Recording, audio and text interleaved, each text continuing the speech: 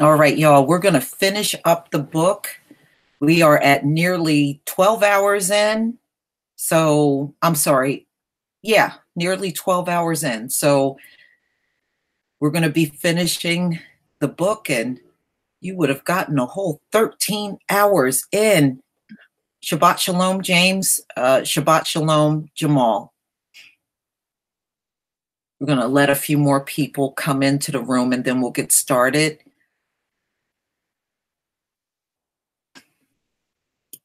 All right. Shabbat Shalom, King Hebrew.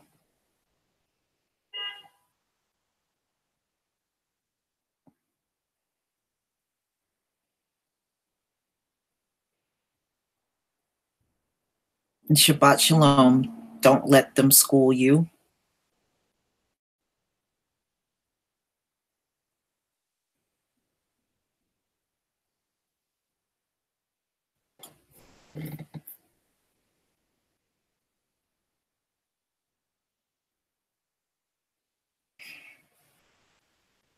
All right. Let's see here. Oh, good.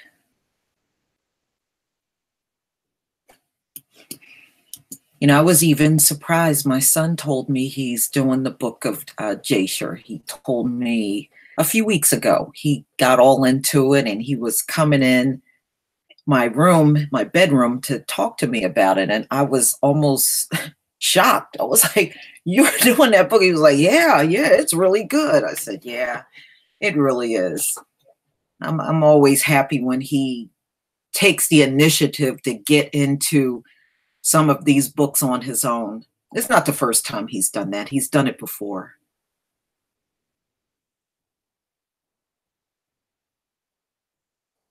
Let's see.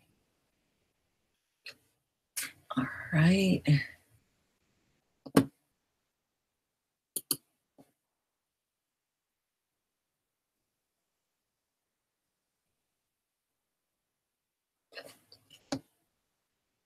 All right. Shabbat Shalom, Gab Talk Media. Shabbat Shalom.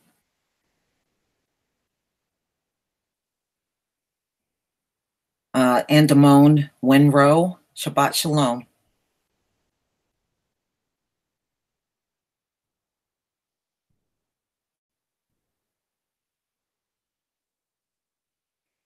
All right.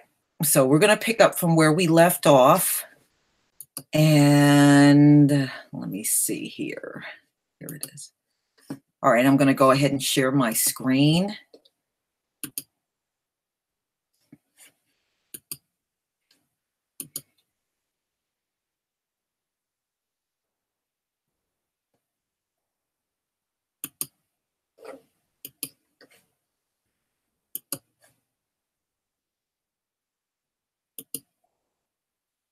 Okay.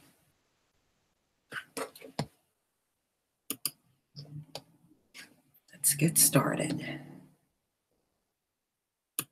Death, the children of Esau sent to the land of Edom and took from there a man who was in Edom, whose name was Hadad, and they made him king over them in the place of Balchanan, their king. And Hadad reigned over the children of Edom 48 years. And when he reigned, he resolved to fight against the children of Moab to bring them under the power of the children of Esau, as they were before. But he was not able, because the children of Moab heard this thing, and they rose up and hastened to elect a king over them from amongst their brethren.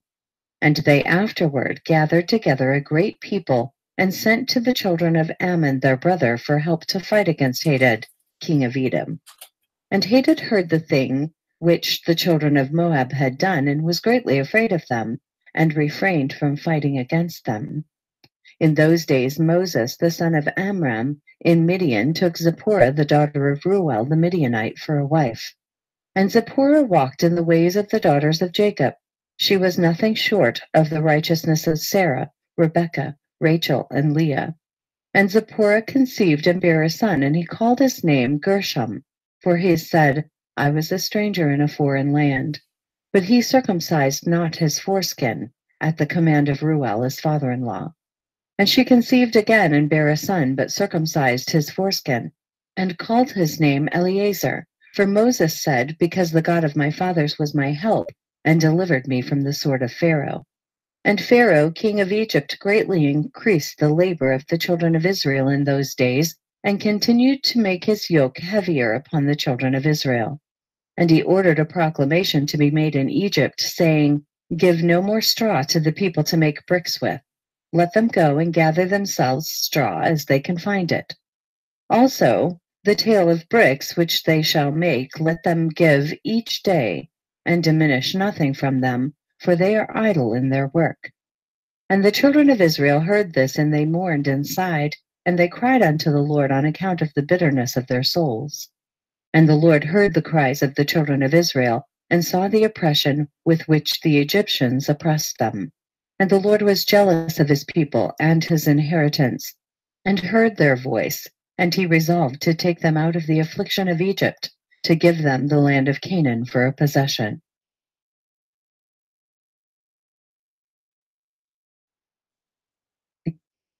Chapter 79.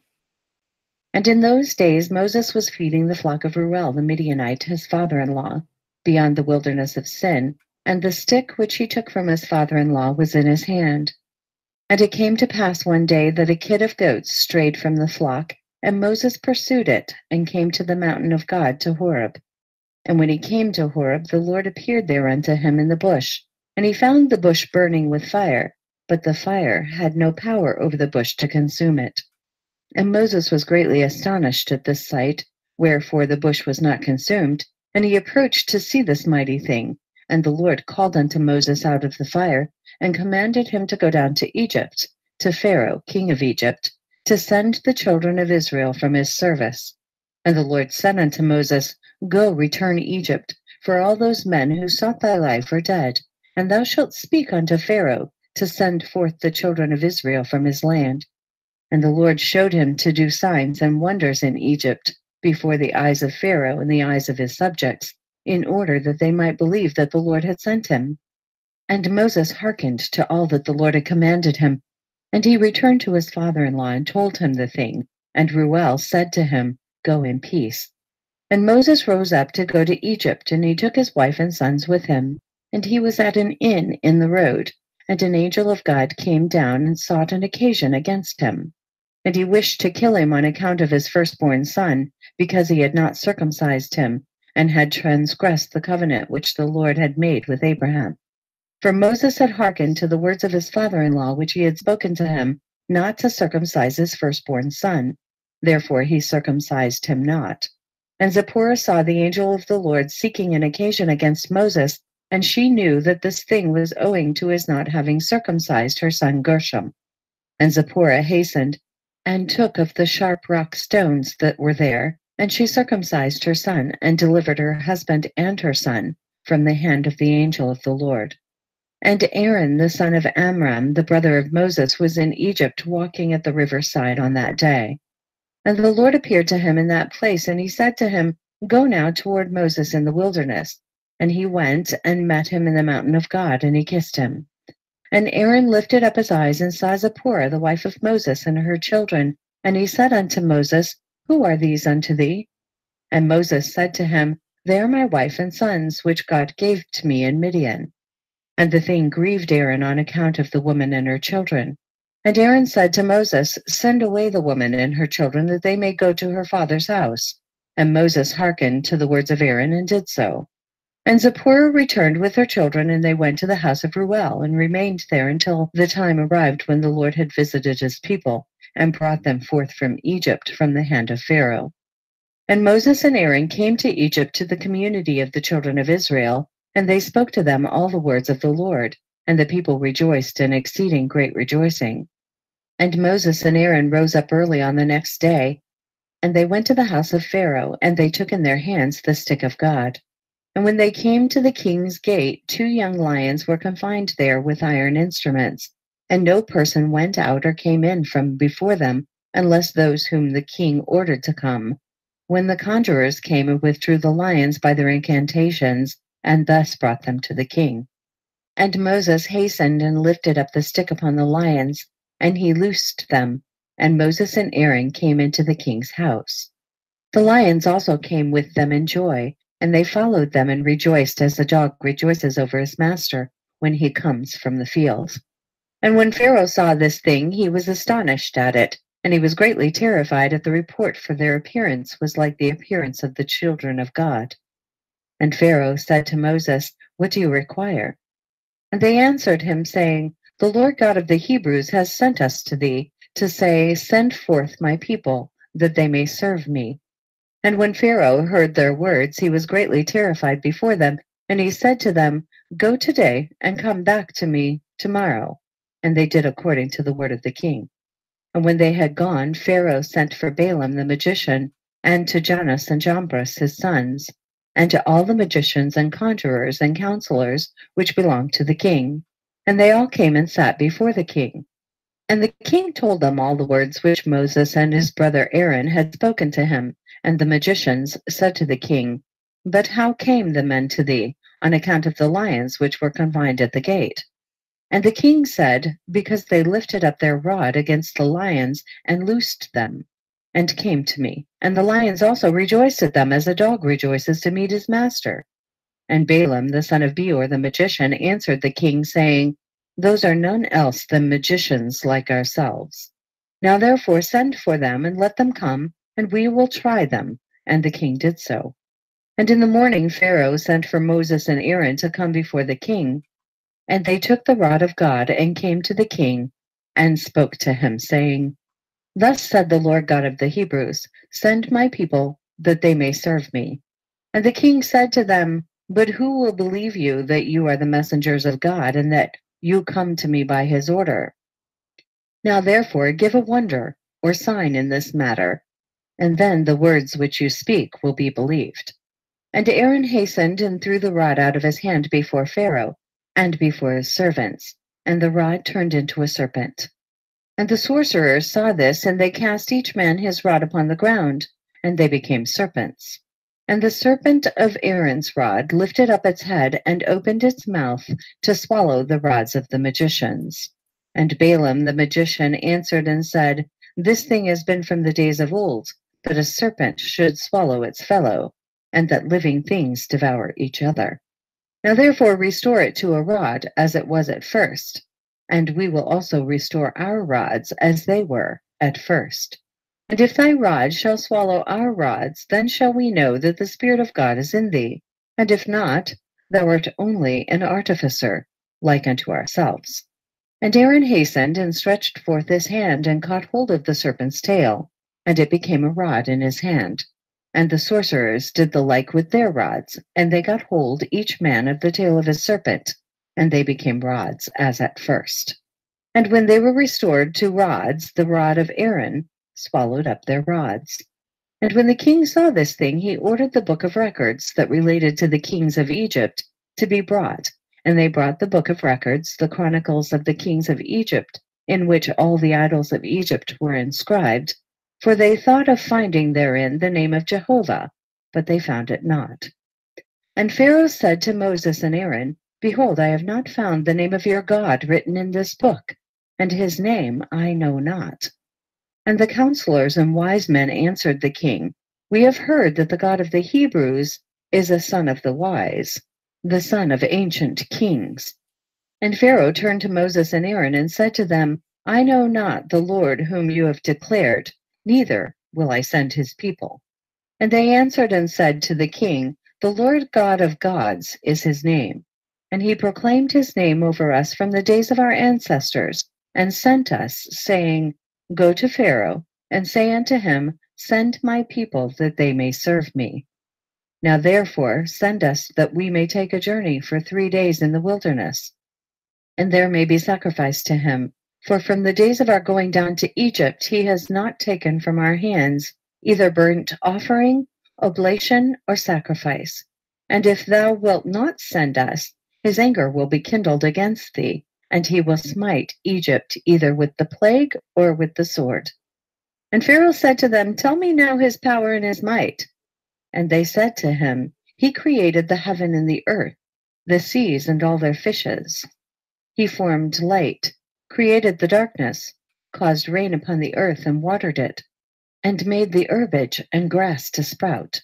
He created man and beast and the animals of the forest, the birds of the air and the fish of the sea, and by his mouth they live and die.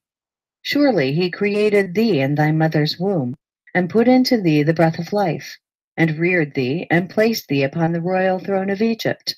And he will take thy breath and soul from thee, and return thee to the ground whence thou wast taken. And the anger of the king was kindled at their words, and he said to them, But who amongst all the gods of nations can do this? My river is mine own, and I have made it for myself. And he drove them from him, and he ordered the labor upon Israel to be more severe than it was yesterday and before. And Moses and Aaron went out from the king's presence, And they saw the children of Israel in an evil condition, for the taskmasters had made their labor exceedingly heavy. And Moses returned to the Lord and said, Why hast thou ill-treated thy people? For since I came to speak to Pharaoh what thou didst send me for, he has exceedingly ill-used the children of Israel. And the Lord said to Moses, Behold, thou wilt see that with an outstretched hand and heavy plagues Pharaoh will send the children of Israel from his hand. And Moses and Aaron dwelt amongst their brethren, the children of Israel, in Egypt. And as for the children of Israel, the Egyptians embittered their lives with the heavy work which they imposed upon them.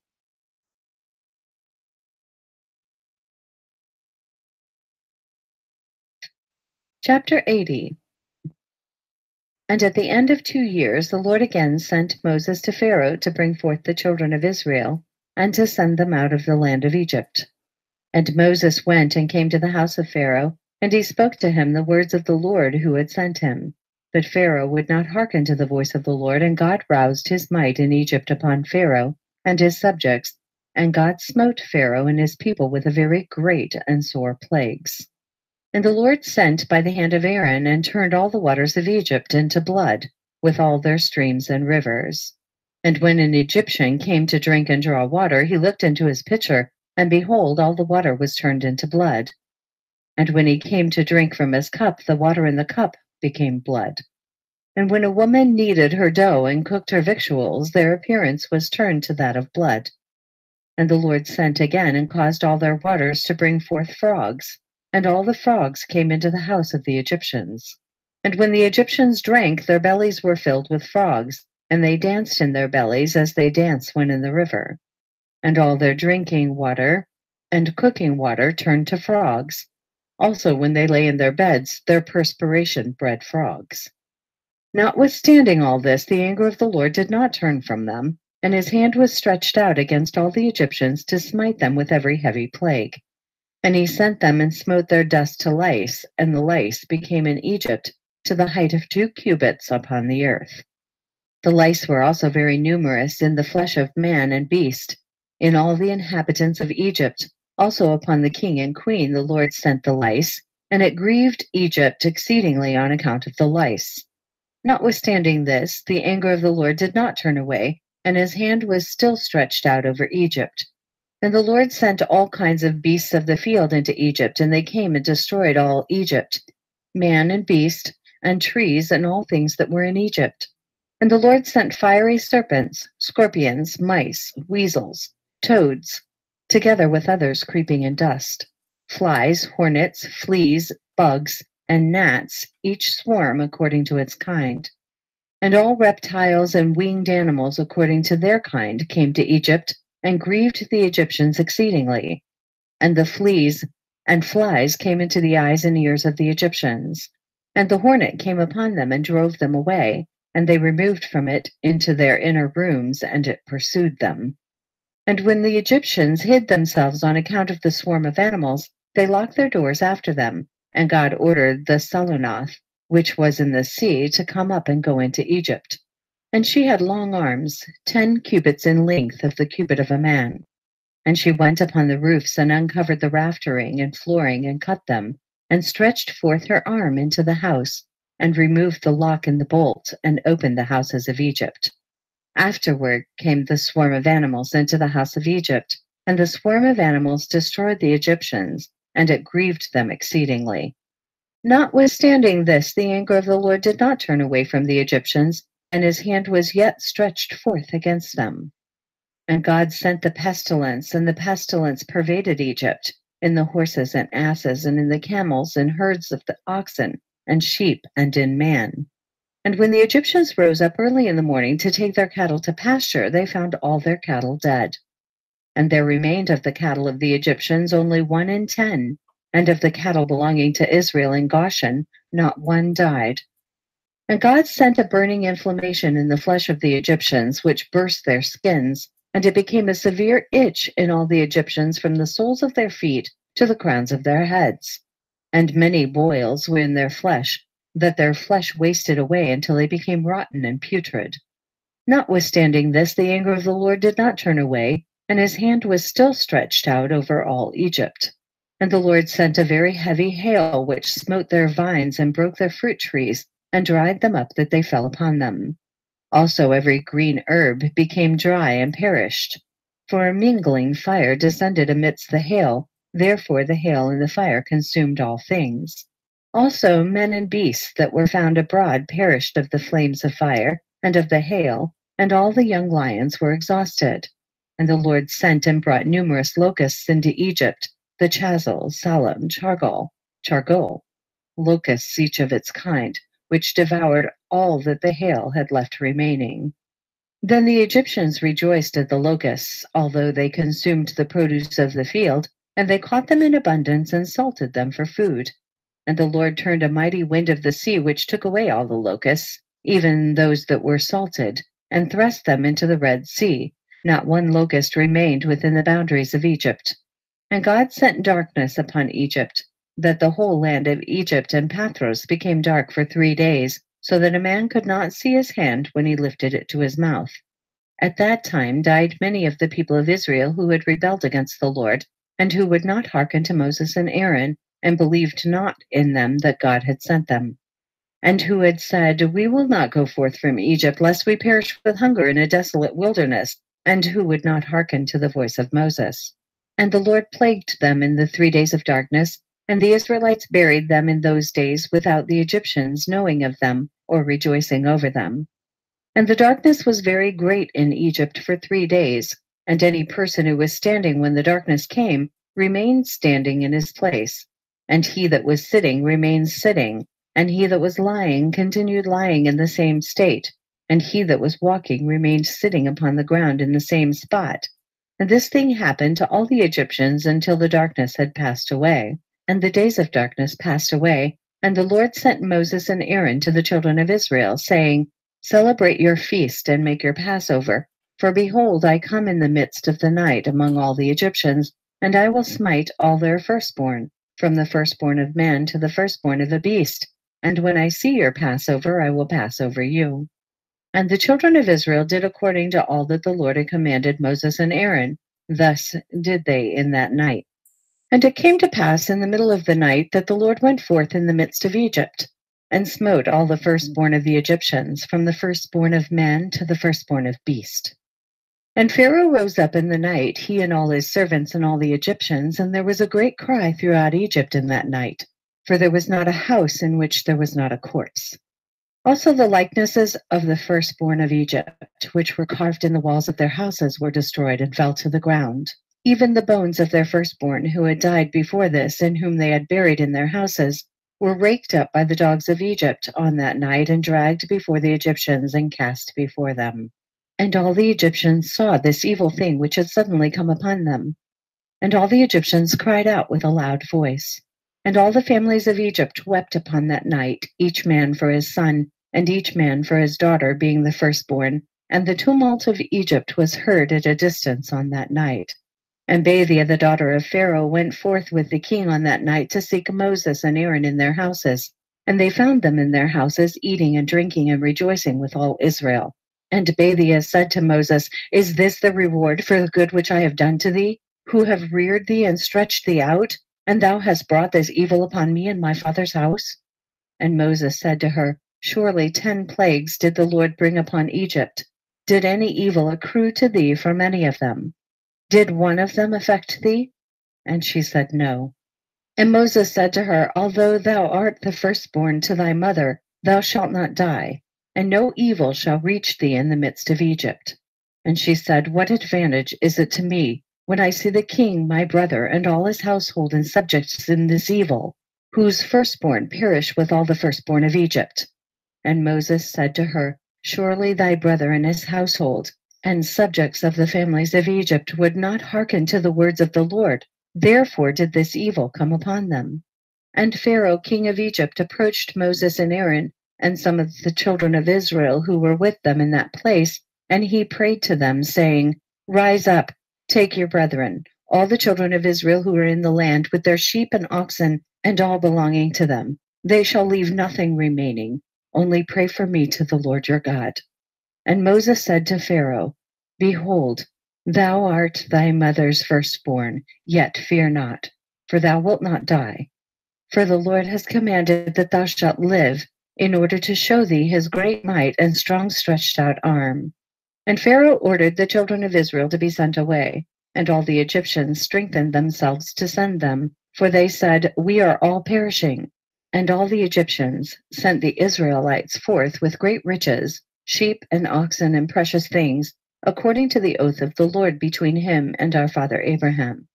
And the children of Israel delayed going forth at night. And when the Egyptians came to them to bring them out, they said to them, Are we thieves, that we should go forth at night? And the children of Israel asked of the Egyptians vessels of silver and vessels of gold and garments, and the children of Israel stripped the Egyptians. And Moses hastened and rose up and went to the river of Egypt, and brought up from thence the coffin of Joseph, and took it with him. The children of Israel also brought up each man his father's coffin with him, and each man the coffins of his tribe.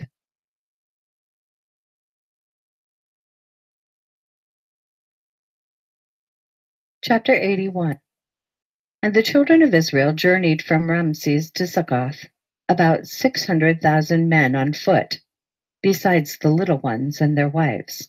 Also a mixed multitude went up with them, and flocks and herds, even much cattle.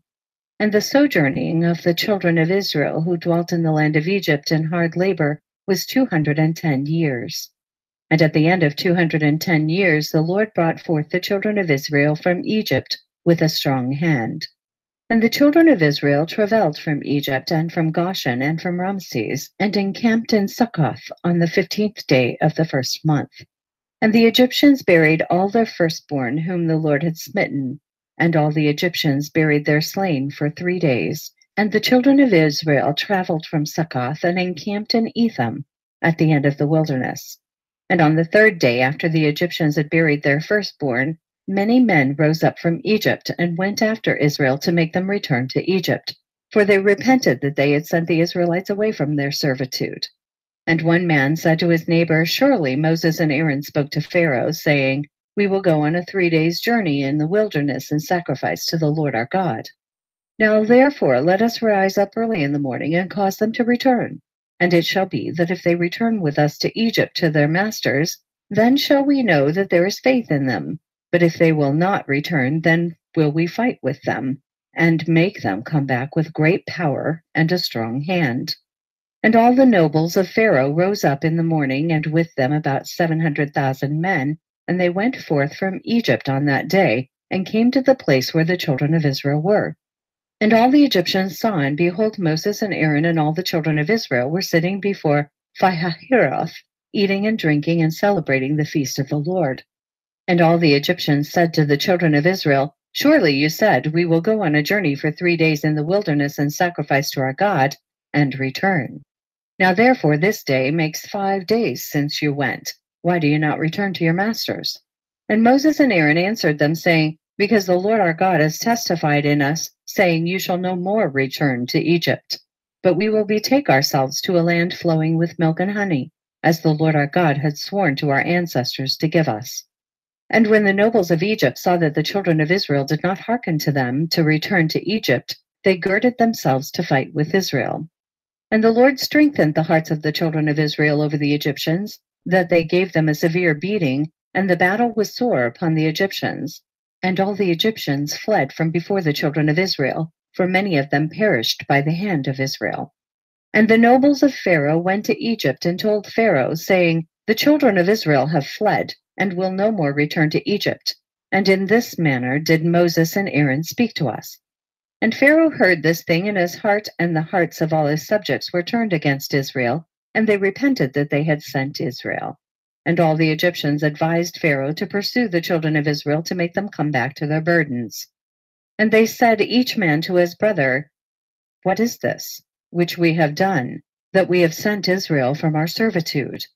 And the Lord strengthened the hearts of all the Egyptians to pursue the Israelites, for the Lord desired to overthrow the Egyptians in the Red Sea. And Pharaoh rose up and harnessed his chariot, and he ordered all the Egyptians to assemble. Not one man was left excepting the little ones and the women. And all the Egyptians went forth with Pharaoh to pursue the children of Israel, And the camp of Egypt was an exceedingly large and heavy camp, about 100,000 men. And the whole of this camp went and pursued the children of Israel to bring them back to Egypt. And they reached them encamping by the Red Sea. And the children of Israel lifted up their eyes and beheld all the Egyptians pursuing them. And the children of Israel were greatly terrified at them. And the children of Israel cried to the Lord. And on account of the Egyptians, the children of Israel divided themselves into 4 divisions. And they were divided in their opinions, for they were afraid of the Egyptians. And Moses spoke to each of them. The first division was of the children of Reuben, Simeon, and Issachar. And they resolved to cast themselves into the sea, for they were exceedingly afraid of the Egyptians. And Moses said to them, Fear not, stand still and see the salvation of the Lord, which he will effect this day for you. The second division was of the children of Zebulun, Benjamin, and Naphtali. And they resolved to go back to Egypt with the Egyptians. And Moses said to them, Fear not, for as you have seen the Egyptians this day, so shall you see them no more forever. The third division was of the children of Judah and Joseph, and they resolved to go to meet the Egyptians to fight with them. And Moses said to them, Stand in your places, for the Lord will fight for you, and you shall remain silent. And the fourth division was of the children of Levi, Gad, and Asher, and they resolved to go into the midst of the Egyptians to confound them. And Moses said to them, Remain in your stations and fear not. Only call unto the Lord that he may save you out of their hands.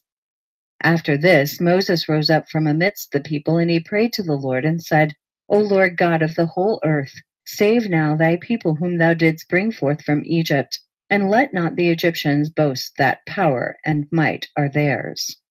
So the Lord said to Moses, Why dost thou cry unto me?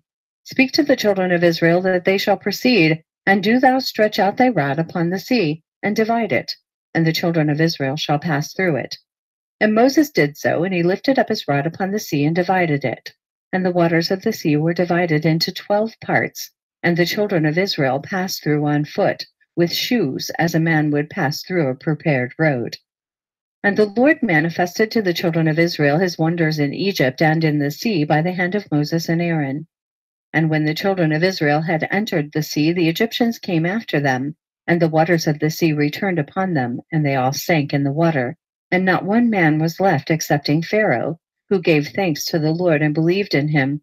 Therefore the Lord did not cause him to perish at that time with the Egyptians. And the Lord ordered an angel to take him from amongst the Egyptians, who cast him upon the land of Nineveh, and he reigned over it for a long time. And on that day the Lord saved Israel from the hand of Egypt, and all the children of Israel saw that the Egyptians had perished, and they beheld the great hand of the Lord in what he had performed in Egypt and in the sea.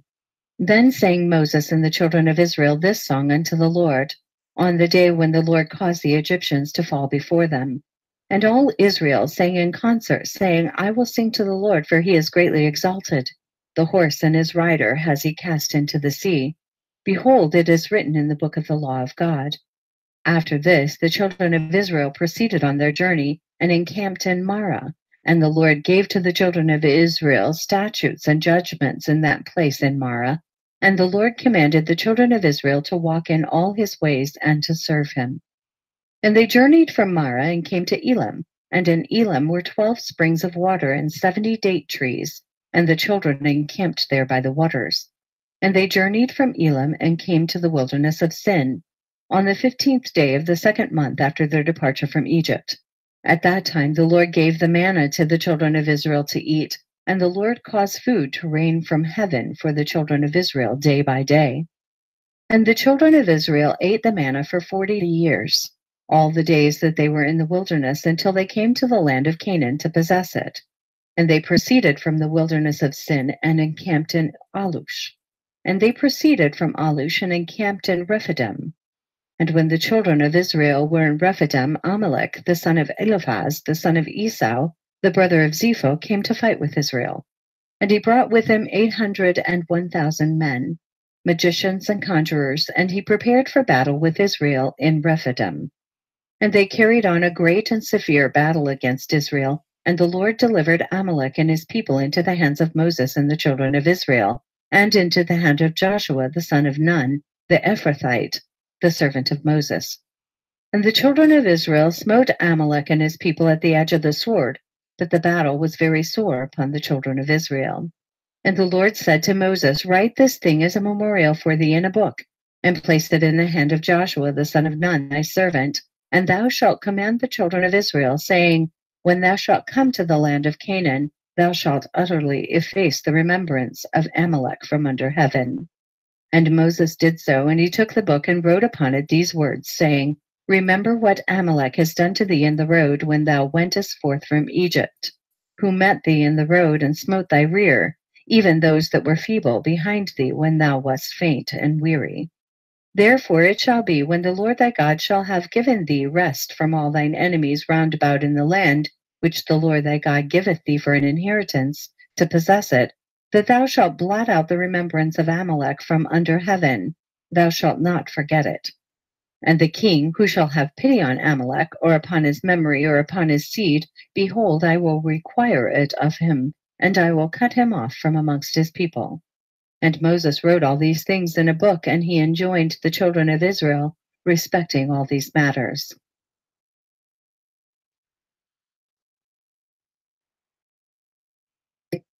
Chapter 82.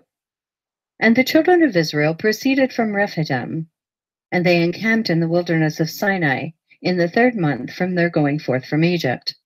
At that time came Reuel, the Midianite, the father-in-law of Moses, with Zipporah his daughter and her 2 sons, for he had heard of the wonders of the Lord which he had done to Israel, that he had delivered them from the hand of Egypt. And Reuel came to Moses to the wilderness where he was encamped, where was the mountain of God. And Moses went forth to meet his father-in-law with great honor, and all Israel was with him. And Reuel and his children remained amongst the Israelites for many days, and Reuel knew the Lord from that day forward. And in the 3rd month from the children of Israel's departure from Egypt, on the 6th day thereof, the Lord gave to Israel the 10 commandments on Mount Sinai. And all Israel heard all these commandments, and all Israel rejoiced exceedingly in the Lord on that day. And the glory of the Lord rested upon Mount Sinai, and he called to Moses, and Moses came in the midst of a cloud and ascended the mountain. And Moses was upon the mount 40 days and 40 nights. He ate no bread and drank no water, and the Lord instructed him in the statutes and judgments in order to teach the children of Israel. And the Lord wrote the 10 commandments which he had commanded the children of Israel upon 2 tablets of stone, which he gave to Moses to command the children of Israel. And at the end of 40 days and 40 nights, when the Lord had finished speaking to Moses on Mount Sinai, then the Lord gave to Moses the tablets of stone, written with the finger of God. And when the children of Israel saw that Moses tarried to come down from the mount, they gathered round Aaron and said, As for this man Moses, we know not what has become of him. Now therefore rise up, make unto us a god, who shall go before us, so thou shalt not die. And Aaron was greatly afraid of the people, and he ordered them to bring him gold, and he made it into a molten calf for the people. And the Lord said to Moses, before he had come down from the mount, Get thee down, for thy people whom thou didst bring forth from Egypt have corrupted themselves. They have made to themselves a molten calf, and have bowed down to it. Now therefore leave me, that I may consume them from off the earth, for they are a stiff-necked people. And Moses besought the countenance of the Lord, and he prayed to the Lord for the people on account of the calf which they had made. And he afterward descended from the mount, and in his hands were 2 tablets of stone, which God had given him to command the Israelites. And when Moses approached the camp and saw the calf which the people had made, the anger of Moses was kindled, and he broke the tablets under the mount. And Moses came to the camp, and he took the calf and burned it with fire, and ground it till it became fine dust, and strewed it upon the water, and gave it to the Israelites to drink. And there died of the people by the swords of each other about 3,000 men who had made the calf. And on the morrow Moses said to the people, I will go up to the Lord, peradventure I may make atonement for your sins, which you have sinned to the Lord. And Moses again went up to the Lord, and he remained with the Lord 40 days and 40 nights. And during the 40 days did Moses entreat the Lord in behalf of the children of Israel, and the Lord hearkened to the prayer of Moses, and the Lord was entreated of him in behalf of Israel. Then spake the Lord to Moses to hew 2 stone tablets, and to bring them up to the Lord, who would write upon them the 10 commandments. No, Moses did so, and he came down and he hewed 2 tablets and went up to Mount Sinai to the Lord, and the Lord wrote the 10 commandments upon the tablets. And Moses remained yet with the Lord 40 days and 40 nights. And the Lord instructed him in statutes and judgments to impart to Israel. And the Lord commanded him respecting the children of Israel that they should make a sanctuary for the Lord, that his name might rest therein. And the Lord showed him the likeness of the sanctuary and the likeness of all its vessels. And at the end of the 40 days Moses came down from the mount, and the 2 tablets were in his hand. And Moses came to the children of Israel and spoke to them all the words of the Lord, and he taught them laws and statutes and judgments which the Lord had taught him. And Moses told the children of Israel the word of the Lord, that a sanctuary should be made for him to dwell amongst the children of Israel. And the people rejoiced greatly at all the good which the Lord had spoken to them through Moses, and they said, "We will do all that the Lord has spoken to thee." And the people rose up like one man, and they made generous offerings to the sanctuary of the Lord, and each man brought the offering of the Lord for the work of the sanctuary, and for all its service. And all the children of Israel brought each man of all that was found in his possession for the work of the sanctuary of the Lord, gold, silver, and brass, and everything that was serviceable for the sanctuary. And all the wise men who were practiced in work came and made the sanctuary of the Lord, according to all that the Lord had commanded, every man in the work in which he had been practiced. And all the wise men in heart made the sanctuary, and its furniture, and all the vessels for the holy service, as the Lord had commanded Moses. And the work of the sanctuary of the tabernacle was completed at the end of 5 months, and the children of Israel did all that the Lord had commanded Moses. And they brought the sanctuary and all its furniture to Moses, like unto the representation which the Lord had shown to Moses, so did the children of Israel. And Moses saw the work, and behold, they did it as the Lord had commanded him. So Moses blessed them.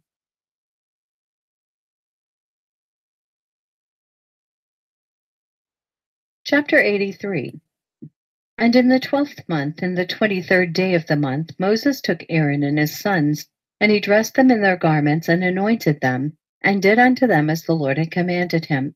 And Moses brought up all the offerings which the Lord had on that day commanded him.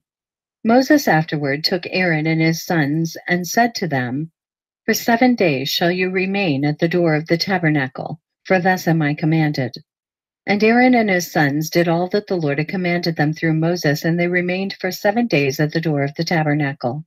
And on the 8th day, being the 1st day of the 1st month, in the 2nd year from the Israelites' departure from Egypt, Moses erected the sanctuary. And Moses put up all the furniture of the tabernacle and all the furniture of the sanctuary, and he did all that the Lord had commanded him. And Moses called to Aaron and his sons, and they brought the burnt offering and the sin offering for themselves and the children of Israel, as the Lord had commanded Moses. On that day, the 2 sons of Aaron, Nadab and Abihu, took strange fire and brought it before the Lord, who had not commanded them.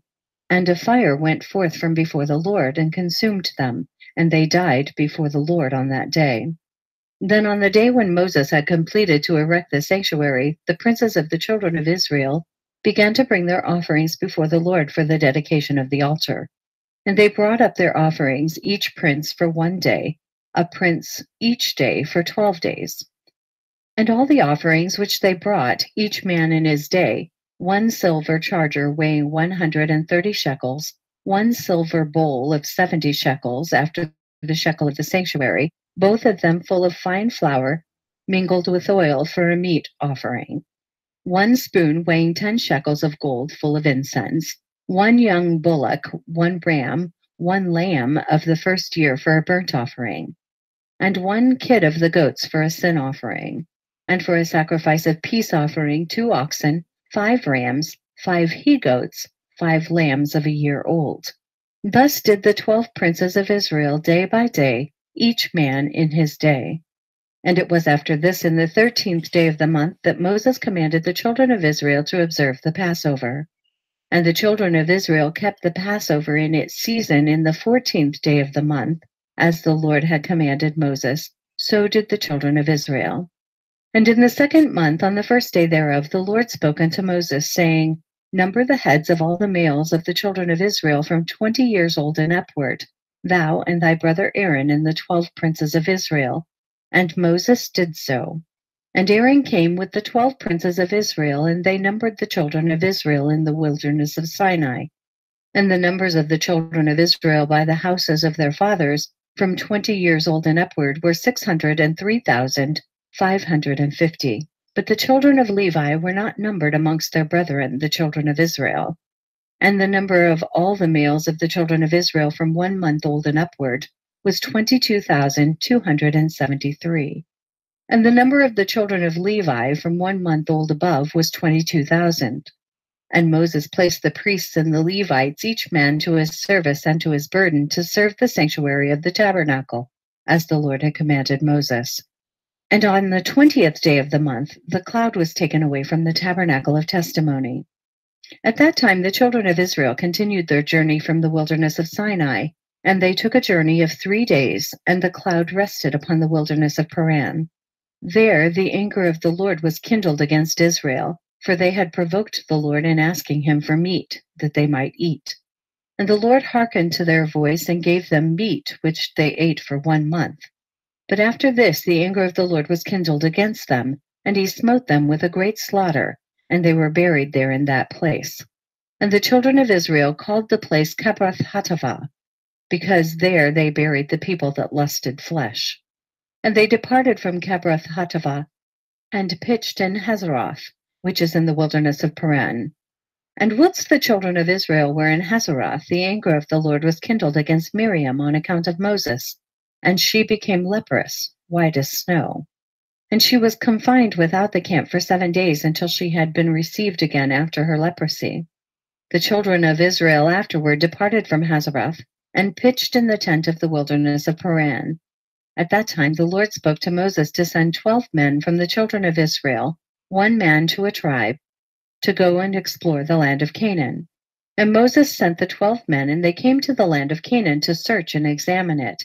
And they explored the whole land from the wilderness of Sin to Rechob, as thou comest to Chamath. And at the end of 40 days they came to Moses and Aaron, and they brought him word as it was in their hearts. And 10 of the men brought up an evil report to the children of Israel of the land which they had explored, saying, It is better for us to return to Egypt than to go to this land, a land that consumes its inhabitants. But Joshua the son of Nun and Caleb the son of Jephunneh, who were of those that explored the land, said, The land is exceedingly good. If the Lord delight in us, then he will bring us to this land and give it to us, for it is a land flowing with milk and honey. But the children of Israel would not hearken to them, and they hearkened to the words of the 10 men who had brought up an evil report of the land. And the Lord heard the murmurings of the children of Israel, and he was angry and swore, saying, Surely not 1 man of this wicked generation shall see the land from 20 years old and upward, excepting Caleb the son of Jephunneh and Joshua the son of Nun. But surely this wicked generation shall perish in this wilderness, and their children shall come to the land, and they shall possess it. So the anger of the Lord was kindled against Israel, and he made them wander in the wilderness for 40 years, until the end of that wicked generation, because they did not follow the Lord. And the people dwelt in the wilderness of Paran a long time, and they afterward proceeded to the wilderness by the way of the Red Sea.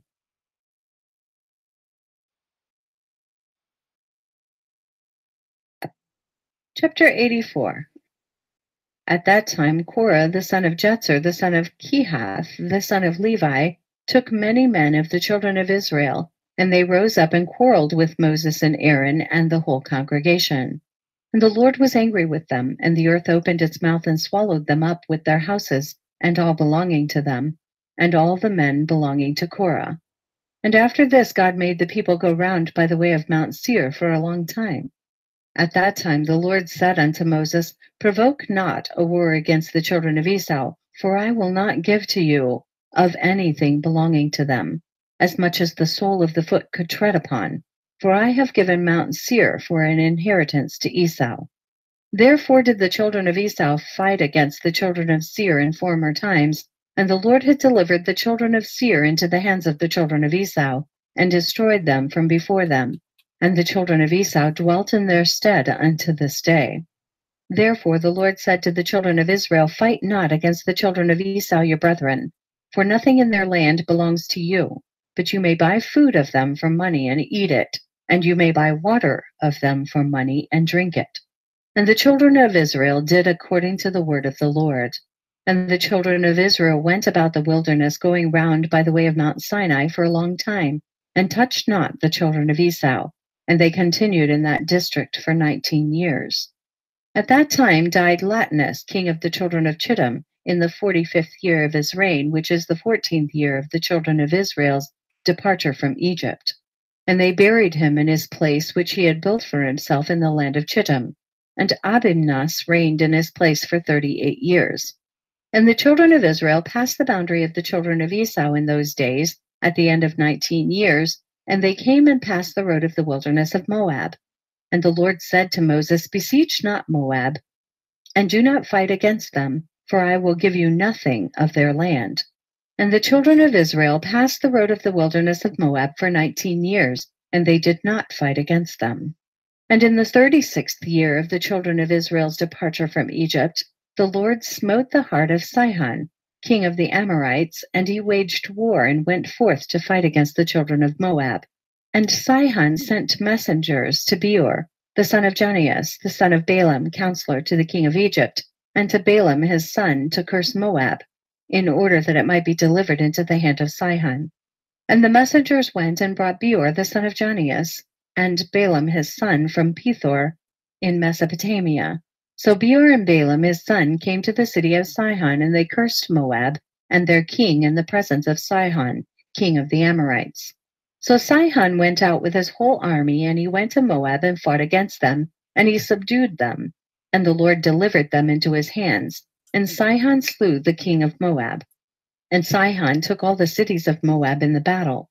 He also took Heshbon from them, for Heshbon was one of the cities of Moab. And Sihon placed his princes and his nobles in Heshbon.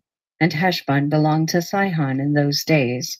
Therefore the parable speakers Beor and Balaam his son uttered these words, saying, Come unto Heshbon, the city of Sihon will be built and established. Woe unto thee, Moab, thou art lost, O people of Chemosh. Behold, it is written upon the book of the law of God. And when Sihon had conquered Moab, he placed his guards in the city which he had taken from Moab, and a considerable number of the children of Moab fell in battle into the hand of Sihon. And he made a great capture of them, sons and daughters, and he slew their king. So Sihon turned back to his own land. And Sihon gave numerous presents of silver and gold to Beor and Balaam his son, and he dismissed them, and they went to Mesopotamia to their home and country. At that time all the children of Israel passed from the road of the wilderness of Moab, and returned and surrounded the wilderness of Edom. So the whole congregation came to the wilderness of Sin in the first month of the 40th year from their departure from Egypt. And the children of Israel dwelt there in Kadesh, in the wilderness of Sin, and Miriam died there, and she was buried there.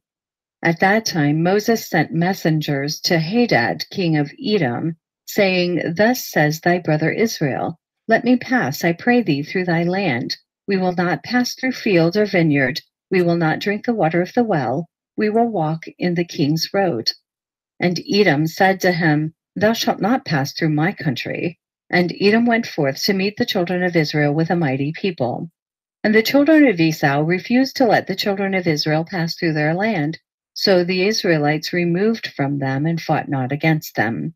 For before this the Lord had commanded the children of Israel, saying, You shall not fight against the children of Esau. Therefore the Israelites moved from them and did not fight against them. So the children of Israel departed from Kadesh, and all the people came to Mount Hor. At that time the Lord said to Moses, Tell thy brother Aaron that he shall die there, for he shall not come to the land which I have given to the children of Israel. And Aaron went up at the command of the Lord to Mount Hor in the 40th year, in the 5th month, in the first day of the month. And Aaron was 123 years old when he died in Mount Hor.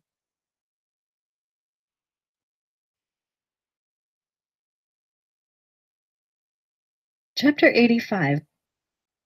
And King Arad the Canaanite, who dwelt in the south, heard that the Israelites had come by the way of the spies, and he arranged his forces to fight against the Israelites. And the children of Israel were greatly afraid of him, for he had a great and heavy army. So the children of Israel resolved to return to Egypt. And the children of Israel turned back about the distance of 3 days' journey unto Masarath Beni Jaakan, for they were greatly afraid on account of the king Arad.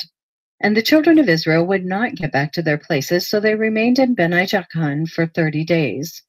And when the children of Levi saw that the children of Israel would not turn back, they were jealous for the sake of the Lord, and they rose up and fought against the Israelites their brethren, and slew them a great body, and forced them to turn back to their place, Mount Hor. And when they had returned, King Arad was still arranging his host for battle against the Israelites. And Israel vowed a vow, saying, If thou wilt deliver this people into my hand, then I will utterly destroy their cities. And the Lord hearkened to the voice of Israel, and he delivered the Canaanites into their hand. And he utterly destroyed them and their cities, and he called the name of the place Hormah. And the children of Israel journeyed from Mount Hor and pitched in Oboth. And they journeyed from Oboth, and they pitched at Abarim in the border of Moab. And the children of Israel sent to Moab, saying, Let us pass now through thy land into our place. But the children of Moab would not suffer the children of Israel to pass through their land, for the children of Moab were greatly afraid lest the children of Israel should do unto them as Sihon king of the Amorites had done to them, who had taken their land and had slain many of them. Therefore Moab would not suffer the Israelites to pass through his land, and the Lord commanded the children of Israel, saying that they should not fight against Moab. So the Israelites removed from Moab. And the children of Israel journeyed from the border of Moab, and they came to the other side of Arnon, the border of Moab, between Moab and the Amorites, and they pitched in the border of Sihon, king of the Amorites, in the wilderness of Kedemoth. And the children of Israel sent messengers to Sihon, king of the Amorites, saying, Let us pass through thy land. We will not turn into the fields or into the vineyards. We will go along by the king's highway until we shall have passed thy border. But Sihon would not suffer the Israelites to pass. So Sihon collected all the people of the Amorites and went forth into the wilderness to meet the children of Israel. And he fought against Israel and Jahaz. And the Lord delivered Sihon, king of the Amorites, into the hand of the children of Israel. And Israel smote all the people of Sihon with the edge of the sword, and avenged the cause of Moab. And the children of Israel took possession of the land of Sihon from Aram unto Jabbok, unto the children of Ammon, and they took all the spoil of the cities. And Israel took all these cities, and Israel dwelt in all the cities of the Amorites. And all the children of Israel resolved to fight against the children of Ammon to take their land also. So the Lord said to the children of Israel, Do not besiege the children of Ammon, neither stir up the battle against them, for I will give nothing to you of their land. And the children of Israel hearkened to the word of the Lord, and did not fight against the children of Ammon. And the children of Israel turned and went up by the way of Bashan to the land of Og, king of Bashan. And Og, the king of Bashan, went out to meet the Israelites in battle. And he had with him many valiant men, and a very strong force from the people of the Amorites. And Og, king of Bashan, was a very powerful man, but Naaran, his son, was exceedingly powerful, even stronger than he was. And Og said in his heart, Behold, now the whole camp of Israel takes up a space of 3 parsa. Now will I smite them at once without sword or spear. And Og went up Mount Jahaz, and took therefrom one large stone, the length of which was 3 parsa, and he placed it on his head, and resolved to throw it upon the camp of the children of Israel, to smite all the Israelites with that stone. And the angel of the Lord came and pierced the stone upon the head of Og, and the stone fell upon the neck of Og, that Og fell to the earth on account of the weight of the stone upon his neck. At that time the Lord said to the children of Israel, Be not afraid of him, for I have given him and all his people and all his land into your hand, and you shall do to him as you did to Sihon. And Moses went down to him with a small number of the children of Israel, and Moses smote Og with a stick at the ankles of his feet, and smote him. The children of Israel afterward pursued the children of Og and all his people, and they beat and destroyed them until there was no remnant left of them. And Moses afterwards sent some of the children of Israel to spy out Jasher, for Jasher was a very famous city. And the spies went to Jasher and explored it. And the spies trusted in the Lord, and they fought against the men of Jasher. And these men took Jasher and its villages, and the Lord delivered them into their hand, and they drove out the Amorites who had been there. And the children of Israel took the land of the 2 kings of the Amorites, 60 cities which were on the other side of Jordan, from the brook of Arnon unto Mount Hermon. And the children of Israel journeyed and came into the plain of Moab, which is on this side of the Jordan by Jericho. And the children of Moab heard all the evil which the children of Israel had done to the 2 kings of the Amorites, to Sihon and Og. So all the men of Moab were greatly afraid of the Israelites. And the elders of Moab said, Behold, the 2 kings of the Amorites, Sihon and Og, who were more powerful than all the kings of the earth, could not stand against the children of Israel. How can we stand before them? Surely they sent us a message before now to pass through our land on their way, and we would not suffer them. Now they will turn upon us with their heavy swords and destroy us.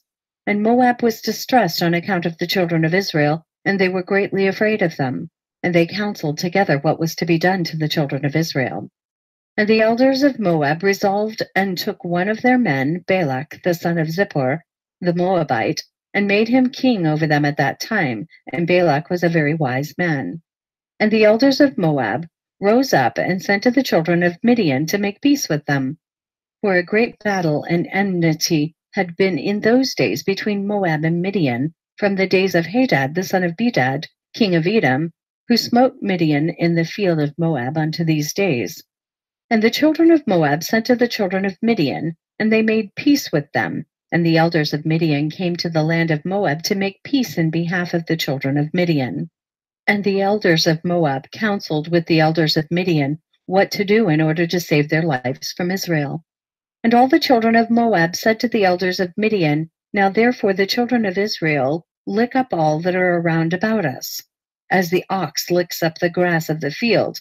For thus did they do to the 2 kings of the Amorites, who are stronger than we are.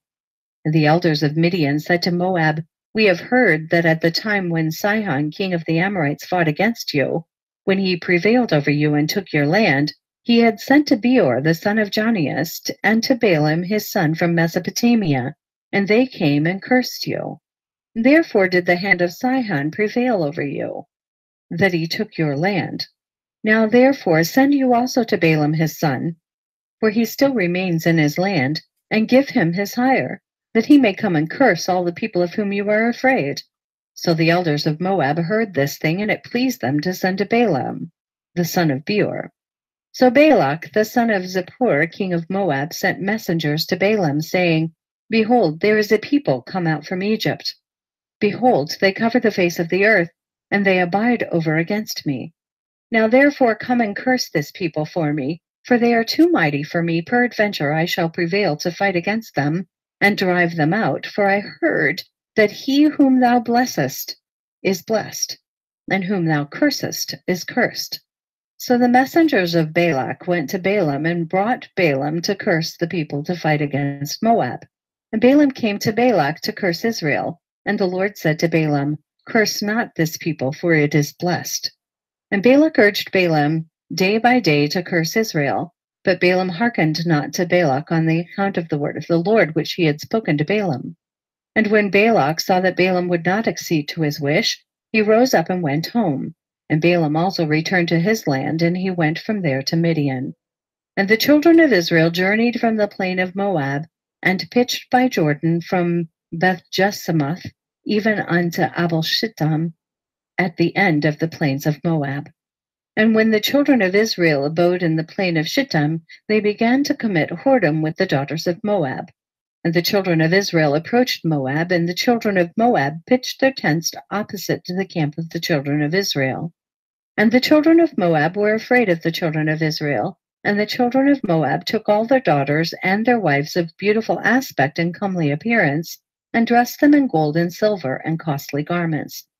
And the children of Moab seated those women at the door of their tents, in order that the children of Israel might see them and turn to them and not fight against Moab.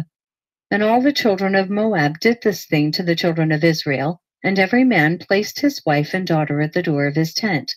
And all the children of Israel saw the act of the children of Moab, and the children of Israel turned to the daughters of Moab and coveted them, and they went to them. And it came to pass that when a Hebrew came to the door of the tent of Moab, and saw a daughter of Moab, and desired her in his heart, and spoke with her at the door of the tent that which he desired, whilst they were speaking together, the men of the tent would come out and speak to the Hebrew like unto these words: Surely you know that we are brethren. We are all the descendants of Lot, and the descendants of Abraham his brother. Wherefore then will you not remain with us, and wherefore will you not eat our bread and our sacrifice? And when the children of Moab had thus overwhelmed him with their speeches and enticed him by their flattering words, they seated him in the tent and cooked and sacrificed for him, and he ate of their sacrifice and of their bread. They then gave him wine, and he drank and became intoxicated. And they placed before him a beautiful damsel, and he did with her as he liked, for he knew not what he was doing, as he had drunk plentifully of the wine. Thus did the children of Moab to Israel in that place, in the plain of Shittim, and the anger of the Lord was kindled against Israel on account of this matter. And he sent a pestilence among them, and there died of the Israelites 24,000 men. Now there was a man of the children of Simeon, whose name was Zimri, the son of Salu, who connected himself with the Midianite Cosbi, the daughter of Zur, king of Midian, in the sight of all the children of Israel. And Phinehas, the son of Eleazar, the son of Aaron the priest, saw this wicked thing which Zimri had done, and he took a spear and rose up and went after them, and pierced them both, and slew them, and the pestilence ceased from the children of Israel.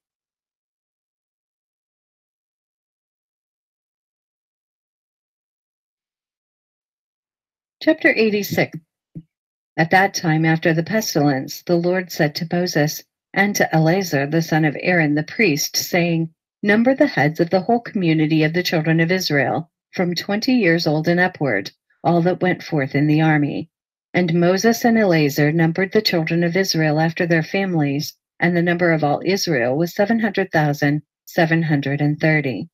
And the number of the children of Levi from 1 month old and upward was 23,000.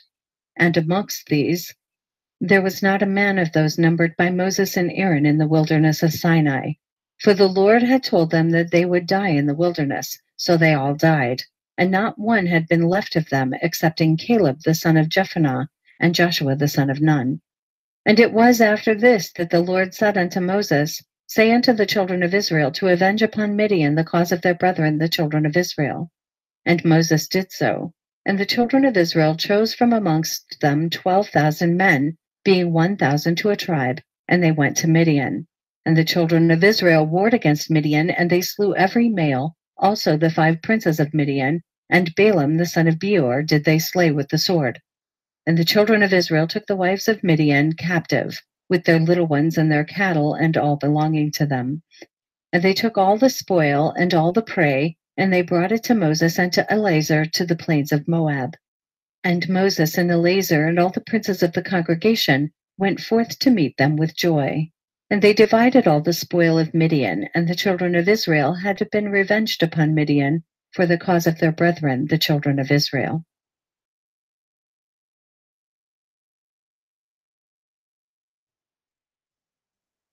Chapter 87. At that time the Lord said to Moses, Behold, thy days are approaching to an end.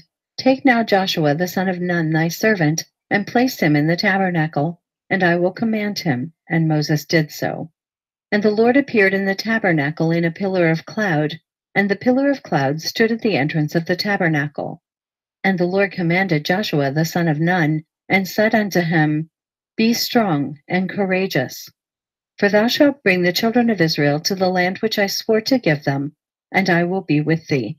And Moses said to Joshua, Be strong and courageous, for thou wilt make the children of Israel inherit the land, and the Lord will be with thee. He will not leave thee nor forsake thee. Be not afraid nor disheartened. And Moses called to all the children of Israel and said to them, You have seen all the good which the Lord your God has done for you in the wilderness.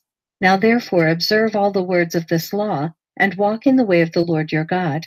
Turn not from the way which the Lord has commanded you, either to the right or to the left. And Moses taught the children of Israel statutes and judgments and laws to do in the land as the Lord had commanded him. And he taught them the way of the Lord and his laws. Behold, they are written upon the book of the law of God, which he gave to the children of Israel by the hand of Moses. And Moses finished commanding the children of Israel, and the Lord said to him, saying, Go up to the Mount Abarim, and die there, and be gathered unto thy people as Aaron thy brother was gathered. And Moses went up as the Lord had commanded him, and he died there in the land of Moab, by the order of the Lord, in the 40th year from the Israelites going forth from the land of Egypt. And the children of Israel wept for Moses in the plains of Moab for 30 days, and the days of weeping and mourning for Moses were completed.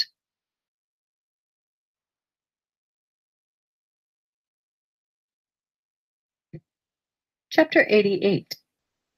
And it was after the death of Moses that the Lord said to Joshua the son of Nun, saying, Rise up and pass the Jordan to the land which I have given to the children of Israel, and thou shalt make the children of Israel inherit the land. Every place upon which the sole of your feet shall tread shall belong to you, from the wilderness of Lebanon unto the great river, the river of Perath shall be your boundary. No man shall stand up against thee all the days of thy life. As I was with Moses, so will I be with thee. Only be strong and of good courage to observe all the law which Moses commanded thee. Turn not from the way either to the right or to the left, in order that thou mayest prosper in all that thou doest. And Joshua commanded the officers of Israel, saying, Pass through the camp and command the people, saying, Prepare for yourselves provisions, for in 3 days more you will pass the Jordan to possess the land. And the officers of the children of Israel did so, and they commanded the people, and they did all that Joshua had commanded. And Joshua sent 2 men to spy out the land of Jericho, and the men went and spied out Jericho. And at the end of 7 days they came to Joshua in the camp, and said to him, The Lord has delivered the whole land into our hand, and the inhabitants thereof are melted with fear because of us. And it came to pass after that Joshua rose up in the morning, and all Israel with him, and they journeyed from Shittim. And Joshua and all Israel with him passed the Jordan. And Joshua was 82 years old when he passed the Jordan with Israel. And the people went up from Jordan on the 10th day of the first month, and they encamped in Gilgal at the eastern corner of Jericho. And the children of Israel kept the Passover in Gilgal in the plains of Jericho on the 14th day of the month, as it is written in the law of Moses. And the manna ceased at that time on the morrow of the Passover, and there was no more manna for the children of Israel, and they ate of the produce of the land of Canaan. And Jericho was entirely closed against the children of Israel. No one came out or went in. And it was in the 2nd month, on the 1st day of the month, that the Lord said to Joshua, Rise up, behold, I have given Jericho into thy hand with all the people thereof. And all your fighting men shall go round the city once each day. Thus shall you do for 6 days. And the priests shall blow upon the trumpets, and when you shall hear the sound of the trumpet, all the people shall give a great shouting, that the walls of the city shall fall down. All the people shall go up, every man against his opponent. And Joshua did so according to all that the Lord had commanded him. And on the 7th day they went round the city 7 times, and the priests blew upon the trumpets. And at the 7th round Joshua said to the people, Shout, for the Lord has delivered the whole city into our hands. Only the city and all that it contains shall be accursed to the Lord, and keep yourselves from the accursed thing, lest you make the camp of Israel accursed and trouble it. But all the silver and gold and brass and iron shall be consecrated to the Lord. They shall come into the treasury of the Lord. And the people blew upon the trumpets and made a great shouting, and the walls of Jericho fell down. And all the people went up, every man straight before him, and they took the city and utterly destroyed all that was in it, both men and women, young and old, ox and sheep and ass, with the edge of the sword. And they burned the whole city with fire. Only the vessels of silver and gold and brass and iron they put into the treasury of the Lord. And Joshua swore at that time, saying, Cursed be the man who builds Jericho. He shall lay the foundation thereof in his firstborn, and in his youngest son shall he set up the gates thereof. And Achan the son of Carmi, the son of Zabdi, the son of Zerah, son of Judah, dealt treacherously in the accursed thing, and he took of the accursed thing and hid it in the tent. and the anger of the Lord was kindled against Israel. And it was after this, when the children of Israel had returned from burning Jericho, Joshua sent men to spy out also Ai, and to fight against it. And the men went up and spied out Ai, and they returned and said, Let not all the people go up with thee to Ai. Only let about 3,000 men go up and smite the city, for the men thereof are but few. And Joshua did so. And there went up with him the children of Israel about 3,000 men, and they fought against the men of Ai. And the battle was severe against Israel, and the man of Ai smote 36 men of Israel, and the children of Israel fled from before the men of Ai. And when Joshua saw this thing, he tore his garments and fell upon his face to the ground before the Lord, he with the elders of Israel, and they put dust upon their heads. And Joshua said, Why, O Lord, didst thou bring this people over the Jordan? What shall I say after the Israelites have turned their backs against their enemies? Now therefore all the Canaanites, inhabitants of the land, will hear this thing and surround us and cut off our name. And the Lord said to Joshua, Why dost thou fall upon thy face? Rise, get thee off, for the Israelites have sinned and taken of the accursed thing. I will no more be with them unless they destroy the accursed thing from amongst them. And Joshua rose up and assembled the people and brought the Urim by the order of the Lord, and the tribe of Judah was taken, and Achan the son of Carmi was taken. And Joshua said to Achan, Tell me, my son, what hast thou done? And Achan said, I saw amongst the spoil a goodly garment of Shinar, and 200 shekels of silver, and a weight of gold of 50 shekels weight. I coveted them, and took them, and behold, they are all hid in the earth in the midst of the tent. And Joshua sent men who went and took them from the tent of Achan, and they brought them to Joshua. And Joshua took Achan and these utensils and his sons and daughters, and all belonging to him, and they brought them into the valley of Achor. And Joshua burned them there with fire, and all the Israelites stoned Achan with stones, and they raised over him a heap of stones. Therefore did he call that place the valley of Achor. So the Lord's anger was appeased, and Joshua afterwards came to the city and fought against it. And the Lord said to Joshua, Fear not, neither be thou dismayed. Behold, I have given into thy hand Ai, her king, and her people, and thou shalt do unto them as thou didst to Jericho, and her king, only the spoil thereof and the cattle thereof shall you take for a prey for yourselves. Lay an ambush for the city behind it. So Joshua did according to the word of the Lord, and he chose from amongst the sons of war 30,000 valiant men, and he sent them, and they lay in ambush for the city. And he commanded them, saying, When you shall see us, we will flee before them with cunning, and they will pursue us. You shall then rise out of the ambush and take the city. And they did so. And Joshua fought, and the men of the city went out toward Israel, not knowing that they were lying in ambush for them behind the city. And Joshua and all the Israelites feigned themselves wearied out before them, and they fled by the way of the wilderness with cunning. And the men of Ai gathered all the people who were in the city to pursue the Israelites, and they went out and were drawn away from the city. Not one remained. And they left the city open and pursued the Israelites. And those who were lying in ambush rose up out of their places and hastened to come to the city, and took it and set it on fire. And the men of Ai turned back, and behold, the smoke of the city ascended to the skies, and they had no means of retreating either one way or the other. And all the men of Ai were in the midst of Israel, some on this side and some on that side, and they smote them, so that not one of them remained. And the children of Israel took Milosh, the king of Ai, alive, and they brought him to Joshua, and Joshua hanged him on a tree, and he died. And the children of Israel returned to the city after having burned it, and they smote all those that were in it with the edge of the sword. And the number of those that had fallen of the men of Ai, both man and woman, was 12,000. Only the cattle and the spoil of the city they took to themselves, according to the word of the Lord to Joshua. And all the kings on this side Jordan, all the kings of Canaan, heard of the evil which the children of Israel had done to Jericho and to Ai, and they gathered themselves together to fight against Israel. Only the inhabitants of Gibeon were greatly afraid of fighting against the Israelites, lest they should perish, so they acted cunningly.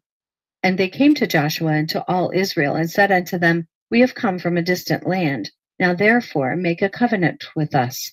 And the inhabitants of Gibeon overreached the children of Israel, and the children of Israel made a covenant with them. And they made peace with them. And the princes of the congregation swore unto them. But afterward the children of Israel knew that they were neighbors to them, and were dwelling amongst them. But the children of Israel slew them not, for they had sworn to them by the Lord, and they became hewers of wood and drawers of water. And Joshua said to them, Why did you deceive me to do this thing to us? And they answered him, saying, Because it was told to thy servant all that you had done to all the kings of the Amorites, and we were greatly afraid of our lives, and we did this thing. And Joshua appointed them on that day to hew wood and to draw water, and he divided them for slaves to all the tribes of Israel. And when Adonizedek, king of Jerusalem, heard all that the children of Israel had done to Jericho and to Ai, he sent to Hoham, the king of Hebron, and to Piram, the king of Jarmuth, and to Japhia, king of Lachish, and to Deber, the king of Eglon, saying, Come up to me and help me, that we may smite the children of Israel and the inhabitants of Gibeon, who have made peace with the children of Israel. And they gathered themselves together, and the 5 kings of the Amorites went up with all their camps, a mighty people numerous as the sand of the seashore. And all the kings came and encamped before Gibeon, and they began to fight against the inhabitants of Gibeon. And all the men of Gibeon sent to Joshua, saying, Come up quickly to us, and help us, for all the kings of the Amorites have gathered together to fight against us. And Joshua and all the fighting people went up from Gilgal, and Joshua came suddenly to them, and smote these 5 kings with a great slaughter. And the Lord confounded them before the children of Israel, who smote them with a terrible slaughter in Gibeon, and pursued them along the way that goes up to Beth Horon unto Makdah. And they fled from before the children of Israel. And whilst they were fleeing, the Lord sent upon them hailstones from heaven, and more of them died by the hailstones than by the slaughter of the children of Israel. And the children of Israel pursued them, and they still smote them in the road, going on and smiting them. And when they were smiting, the day was declining toward the evening. And Joshua said in the sight of all the people, Sun, stand thou still upon Gibeon, and thou moon in the valley of Ajalon, until the nation shall have revenged itself upon its enemies. And the Lord hearkened to the voice of Joshua, and the sun stood still in the midst of the heavens, and it stood still 36 moments. And the moon also stood still, and hastened not to go down a whole day. And there was no day like that before it, or after it, that the Lord hearkened to the voice of a man, for the Lord fought for Israel.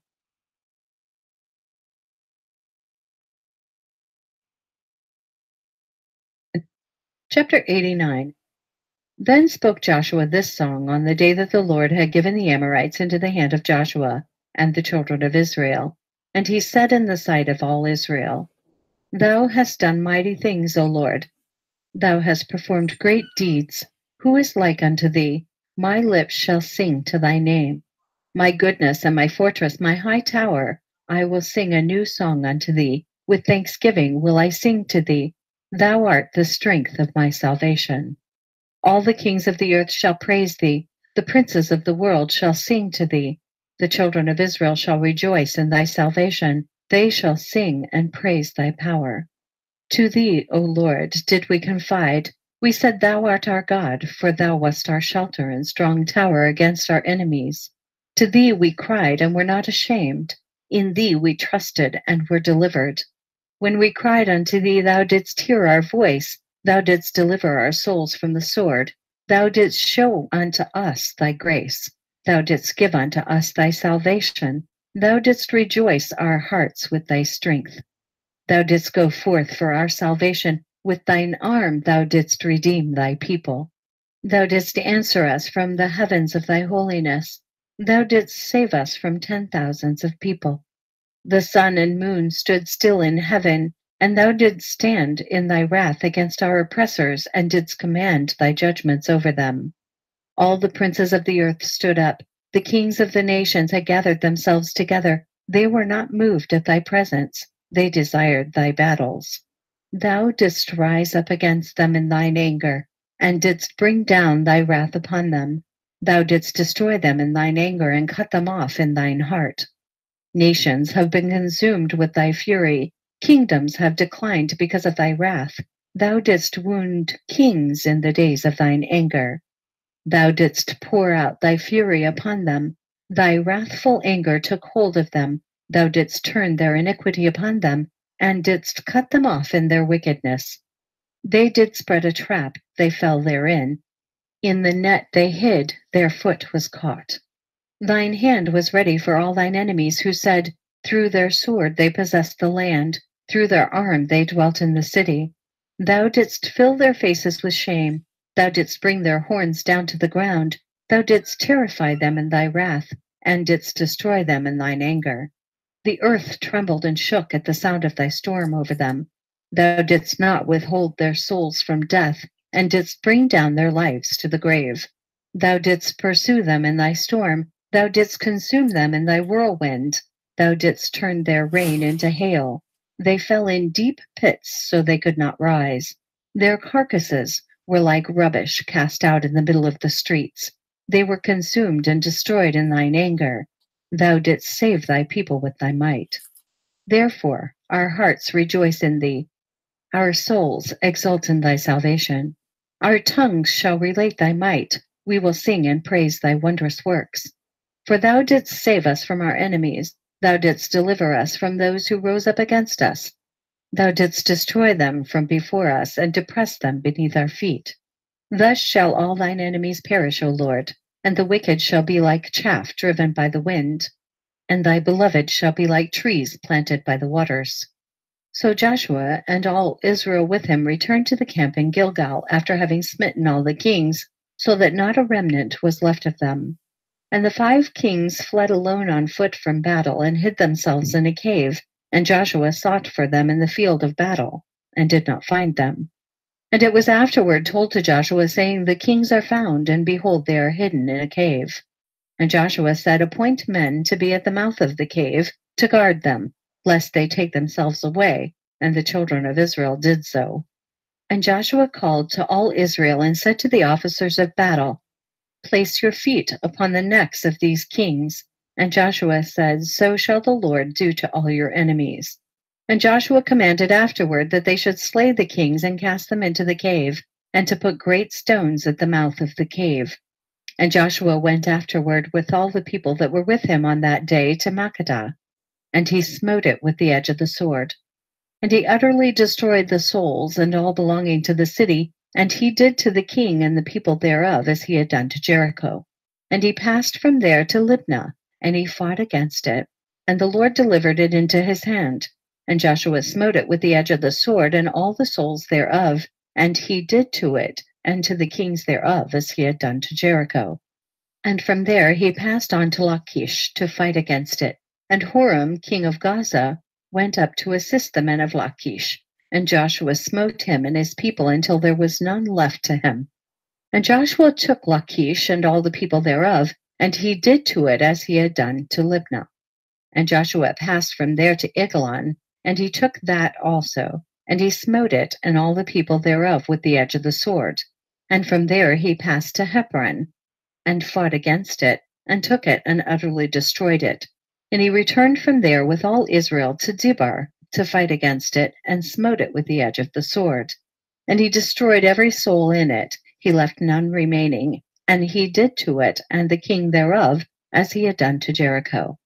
And Joshua smote all the kings of the Amorites from Kadesh Barnea to Azah, and he took their country at once, for the Lord had fought for Israel.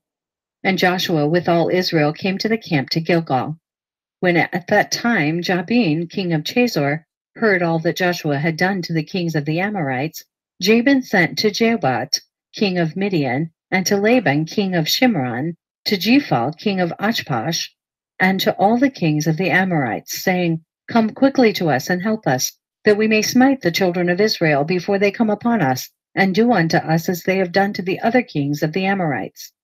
And all these kings hearkened to the word of Jabin, king of Chazor, and they went forth with all their camps, 17 kings, and their people were as numerous as the sand on the seashore, together with horses and chariots innumerable, and they came and pitched together at the waters of Merom, and they were met together to fight against Israel. And the Lord said to Joshua, fear them not, for tomorrow about this time I will deliver them up all slain before you. Thou shalt hoe their horses and burn their chariots with fire. And Joshua, with all the men of war, came suddenly upon them and smote them, and they fell into their hands, for the Lord had delivered them into the hand of the children of Israel. So the children of Israel pursued all these kings with their camps and smote them until there was none left of them, and Joshua did to them as the Lord had spoken to him. And Joshua returned at that time to Jasher and smote it with the sword, and destroyed every soul in it, and burned it with fire. And from Jasher Joshua passed to Shimron and smote it, and utterly destroyed it. From there he passed to Achshaph, and he did to it as he had done to Shimron. From there he passed to Adullam, and he smote all the people in it. And he did to Adullam as he had done to Achshaph, and to Shimron. And he passed from them to all the cities of the kings which he had smitten, and he smote all the people that were left of them, and he utterly destroyed them. Only their booty and cattle the Israelites took to themselves as a prey, but every human being they smote. They suffered not a soul to live. As the Lord had commanded Moses, so did Joshua and all Israel. They failed not in anything. So Joshua and all the children of Israel smote the whole land of Canaan as the Lord had commanded them, and smote all their kings, being 31 kings. And the children of Israel took their whole country. Besides the kingdoms of Sihon and Og, which are on the other side of Jordan, of which Moses had smitten many cities, and Moses gave them to the Reubenites and the Gadites, and to half the tribe of Manasseh. And Joshua smote all the kings that were on this side Jordan to the west, and gave them for an inheritance to the 9 tribes and to the half tribe of Israel. For 5 years did Joshua carry on the war with these kings, and he gave their cities to the Israelites, and the land became tranquil from battle throughout the cities of the Amorites and the Canaanites.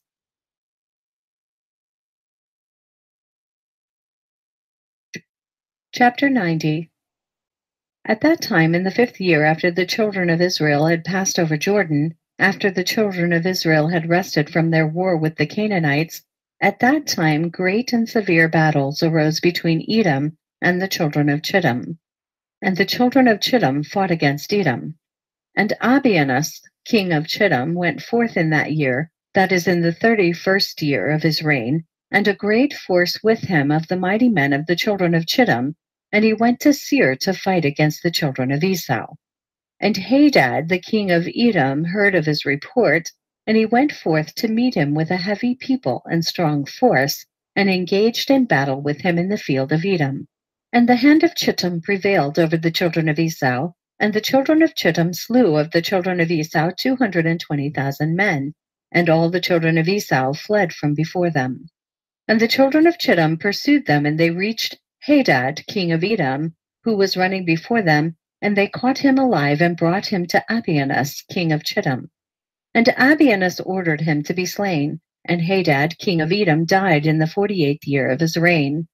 And the children of Chittim continued their pursuit of Edom, and they smote them with a great slaughter, and Edom became subject to the children of Chittim. And the children of Chittim ruled over Edom, and Edom became under the hand of the children of Chittim, and became one kingdom from that day. And from that time they could no more lift up their heads, and their kingdom became one with the children of Chittim. And Abianus placed officers in Edom, and all the children of Edom became subject and tributary to Abianus. And Abianus turned back to his own land, Chittim. And when he returned, he renewed his government and built for himself a spacious and fortified palace for a royal residence, and reigned securely over the children of Chittim and over Edom. In those days, after the children of Israel had driven away all the Canaanites and Amorites, Joshua was old and advanced in years. And the Lord said to Joshua, "Thou art old, advanced in life, and a great part of the land remains to be possessed. Now therefore divide this land for an inheritance to the 9 tribes, and to the half tribe of Manasseh." And Joshua rose up and did as the Lord had spoken to him. And he divided the whole land to the tribes of Israel as an inheritance according to their divisions. But to the tribe of Levi he gave no inheritance.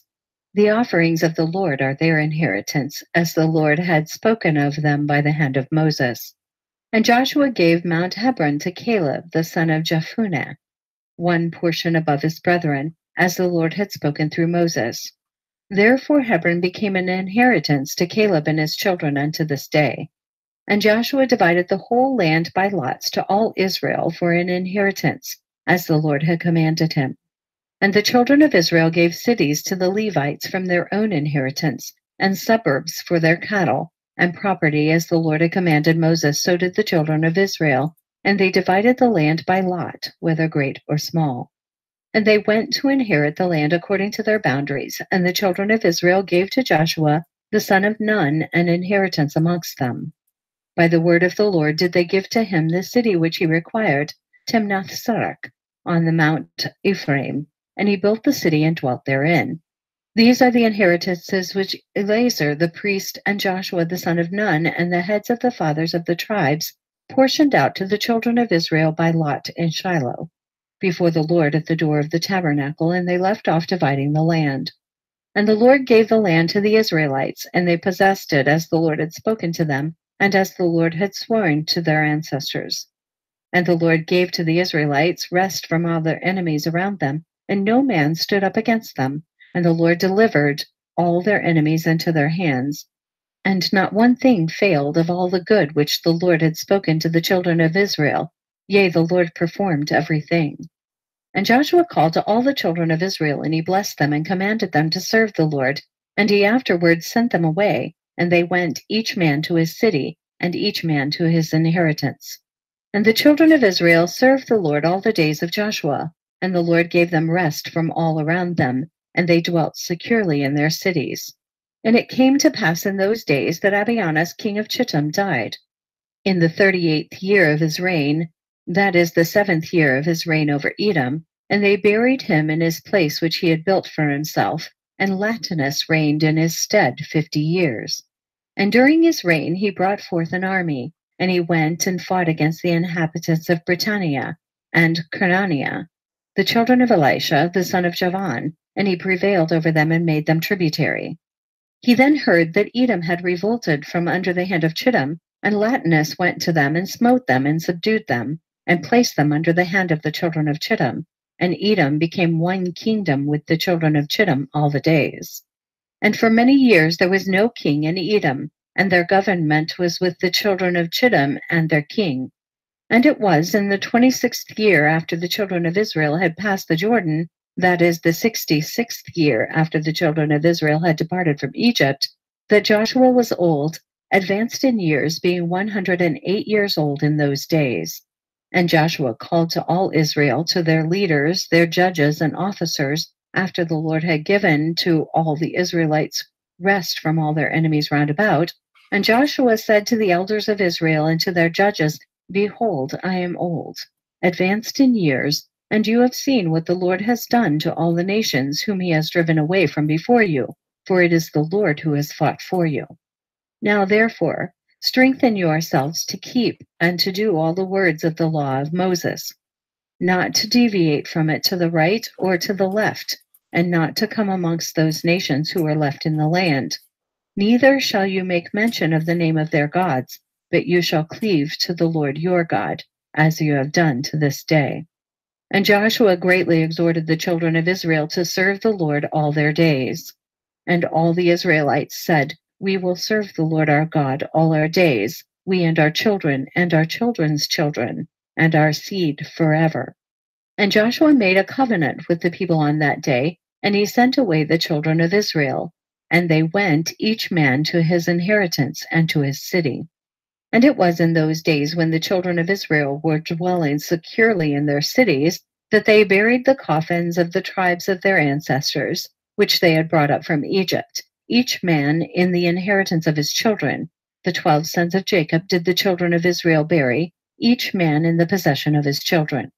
And these are the names of the cities wherein they buried the 12 sons of Jacob, whom the children of Israel had brought up from Egypt. And they buried Reuben and Gad on this side of the Jordan, in Romia, which Moses had given to their children. And Simeon and Levi they buried in the city of Moadah, which he had given to the children of Simeon, and the suburb of the city was for the children of Levi. And Judah they buried in the city of Benjamin, opposite Bethlehem. And the bones of Issachar and Zebulun they buried in Zidon, in the portion which fell to their children. And Dan was buried in the city of his children, Eshtaol. And Naphtali and Asher they buried in Kadesh Naphtali, each man in his place which he had given to his children. And the bones of Joseph they buried in Shechem, in the part of the field which Jacob had purchased from Hamor, which became to Joseph for an inheritance. And they buried Benjamin in Jerusalem opposite the Jebusite, which was given to the children of Benjamin. The children of Israel buried their fathers, each man in the city of his children. And at the end of 2 years, Joshua the son of Nun died, 110 years old, and the time which Joshua judged Israel was 28 years. And Israel served the Lord all the days of his life. And the other affairs of Joshua and his battles and his reproofs with which he reproved Israel, and all which he had commanded them, and the names of the cities which the children of Israel possessed in his days, behold, they are written in the book of the words of Joshua to the children of Israel, and in the book of the wars of the Lord, which Moses and Joshua and the children of Israel had written. And the children of Israel buried Joshua in the border of his inheritance in Timnath-Serach, which was given him in Mount Ephraim.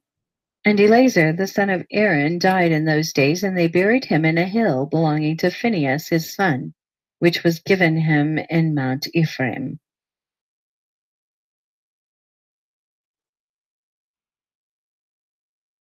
Chapter 91. At that time, after the death of Joshua, the children of the Canaanites were still in the land, and the Israelites resolved to drive them out. And the children of Israel asked of the Lord, saying, Who shall first go up for us to the Canaanites to fight against them? And the Lord said, Judah shall go up. And the children of Judah said to Simeon, Go up with us into our lot, and we will fight against the Canaanites. And we likewise will go up with you in your lot. So the children of Simeon went with the children of Judah. And the children of Judah went up and fought against the Canaanites. So the Lord delivered the Canaanites into the hands of the children of Judah, and they smote them in Bezek, 10,000 men. And they fought with Adoni-Bezek in Bezek, and he fled from before them. And they pursued him and caught him, and they took hold of him, and cut off his thumbs and great toes. And Adoni-Bezek said, 70 kings, having their thumbs and great toes cut off, gathered their meat under my table as I have done. So God has requited me.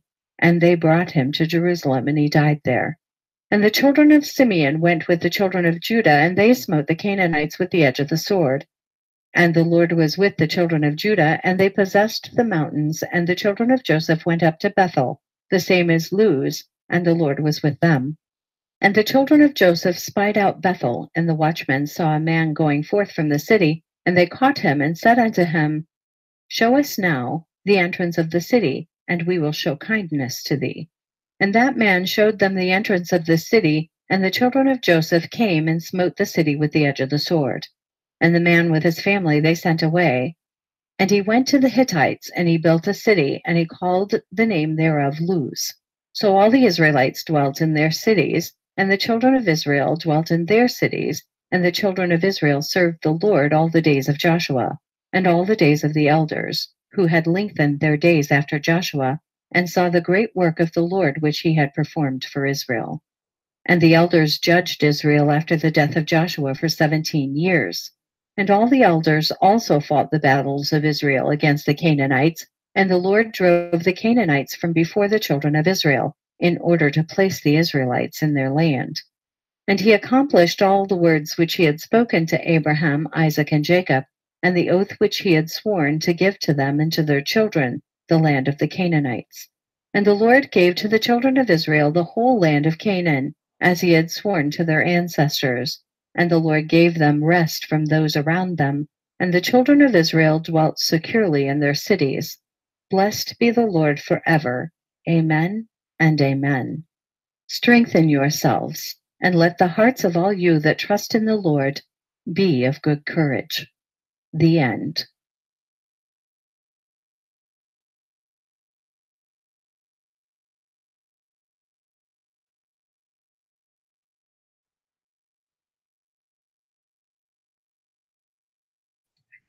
We are live with Now You See TV. This is your host, John Pounders, and tonight we have a very interesting show. For those of you that would like to know what it's about, I'm going to go ahead and tell you. We're waiting for Stephen Pigeon, Dr. Stephen Pigeon, to join us. But tonight, the show is going to be called The Forbidden Scriptures of the Apocryphal and the Dead Sea Scrolls. Dr. Stephen Pigeon, the group's founder, discovered that many books and other texts were missing from the Bible. For instance, the Bible reference to the book of Jasher by name, as well as several other books which have been renamed, such as the book of Iddo and the book of Nathan. In addition, the Septuagint provided an entire series of books that have formerly been included in the Bible, but aren't anymore. And for those of you that would like to know more about it, the Sefer, for those of you that already heard about it, if you would like to order one of those, we do have, you get a 10% off discount if you use the code NYSTV on Sefer.net. And on this page right here, if you want to know how to get to this page, if you're watching on YouTube, all you have to do is go to the description, and in the description, you will see this link and you can click over here. We also have the video where you can watch it here, and we also have a chat, which you can also open the chat in a separate window so that you have it here separately, and so that you can view along and ask any questions that you'd like to ask over here, and we can relay them to Dr. Stephen Pigeon or myself. And so anyways, that's what the show is going to be about tonight. It looks like Stephen has joined us. Before we get started, Stephen, I'm going to discuss a couple things real quick. And let me make sure I can hear you. Can you hear me, Stephen? Yes, I can. Can you hear me? I can hear you. Sounds good. All right. So John Hall, for those of you guys that have been praying for him, he is actually out of surgery, doing better. He called me today, and he is obviously in pain from the post-operation, but he's doing well, and he should be back on sometime next week. So we're looking forward to that. So thank you guys for all your prayers. And anyways, without further ado, Dr. Stephen Pigeon, welcome to the show. Well, it's great to be here, John, and thanks for asking me on. I really appreciate it. No problem, man. We're excited to have you. I know a lot of our listeners have ordered the Sefer, and some may not have yet, but I think that, you know, having you on every now and then to talk about this and to discuss certain things about it would be great, because a lot of people have had a lot of questions about it, and we do a 30-minute segment at the end where people can actually ask questions to you live, and so that's going to be good. And if you guys are on YouTube and you, or let's say you're on the phone and you're not able to come over to the website for our chat there, Kevin Stoll, which is our moderator over there in the YouTube, will pass on questions over to me if you have them. So make sure that you ask and mark Kevin in your questions as well. But I would, if you're on a desktop, I would say definitely come over to our private chat, because it is, you know, there's a lot of people that you can fellowship with, really good stuff. And you can also come and sign up for our mailing list, which is on the bottom of the page. That'll get you anytime there's anything that happens or anything of significance, we send out an email. I used to send them out every show, but I don't do that all the time. I don't want people thinking of us as spam or anything like that. So we send them out from time to time. And if anything ever happens where we get kicked off of YouTube or anything along those lines, you guys will be able to see anything we have going on. You can also follow us on Facebook, Twitter, whatever. We try to spread across all the social media bounds there. So anyways, Dr. Pigeon, do we want me to call you Stephen, Dr. Pigeon? It's going to work, sure. Stephen, okay. So I want people to kind of get to know who you are, because there's a lot of people that probably aren't familiar with who you are. Kind of tell us a little bit about your. All right, I don't want that. All right, y'all. Let me just make that small. Why are all these things open? All right. All right, y'all. Woo!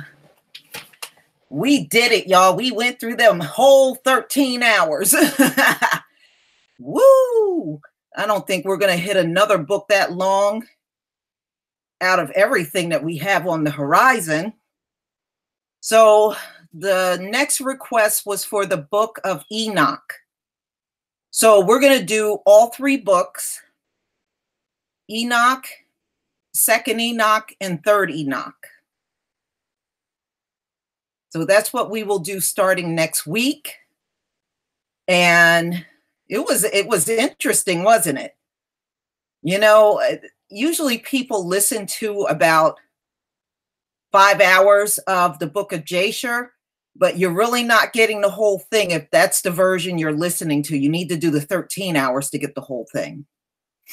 Enoch is a great book, the Vanguard. That is so true. There's a lot of judgment in that book.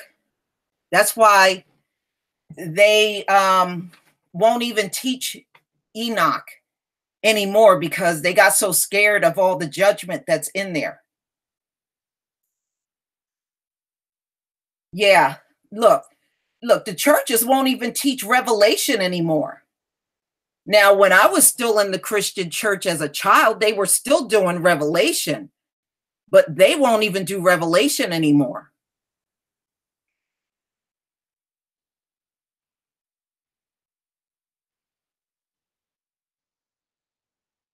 Yeah, because the Enoch, the book of Enoch spells out their judgment and how their judgment will be carried out. That's why they don't want to, they don't want to hear that.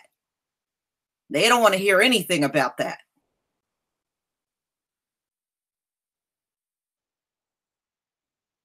Yeah.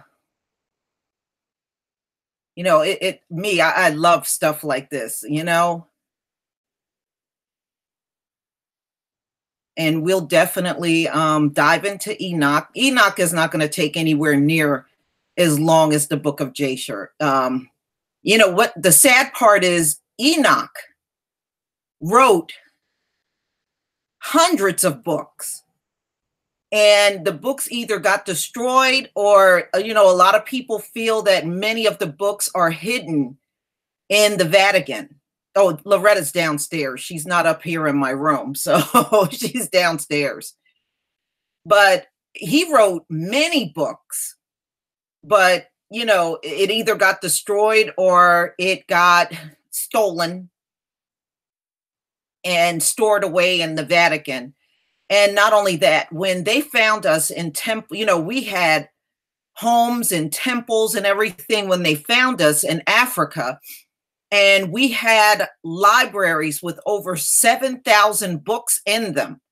And they torched and burned our books. This white man torched and burned our books because, see, he wants you to believe that you were dumb.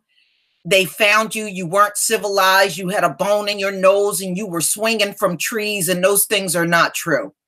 What they have done is they have destroyed our history and hoping that we would never find out who we were. Believe me, we are and always will be more civilized than them. Okay? We haven't seen them act civilized not one day since we've been around them.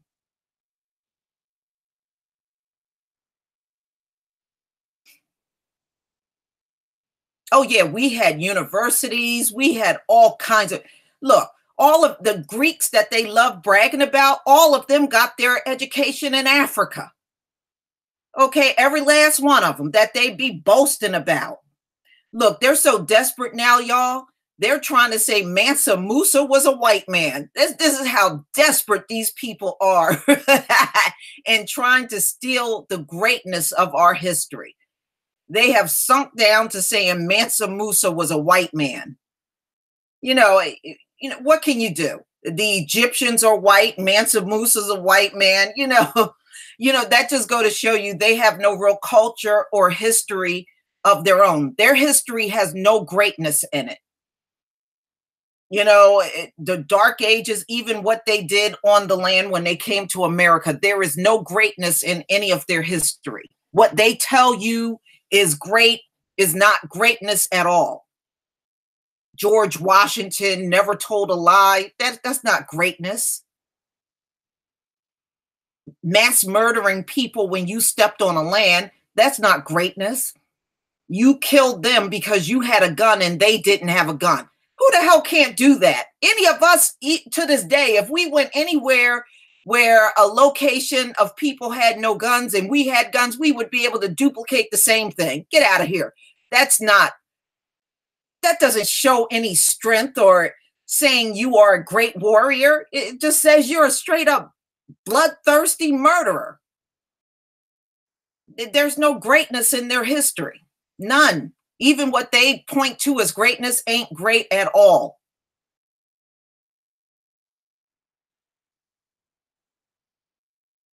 I mean, they came out of the caves and never stopped acting like they are still in the caves, as far as I'm concerned. Yeah, well, Cameron, they're trying to say Mansa Musa was a white man, which the history does not show that. Okay. You know, but according to them, they were in Africa ruling things, and they weren't ruling anything. Look, if you can't even handle the sun in America, how you going to handle the sun in Africa? And the ones that live there, they got to wear prescription strength sunscreen. If somebody took all that sunscreen off of the shelf, they would be finished. And that's really what those Africans need to do to them. Raid those stores and get all the sunscreen out of there.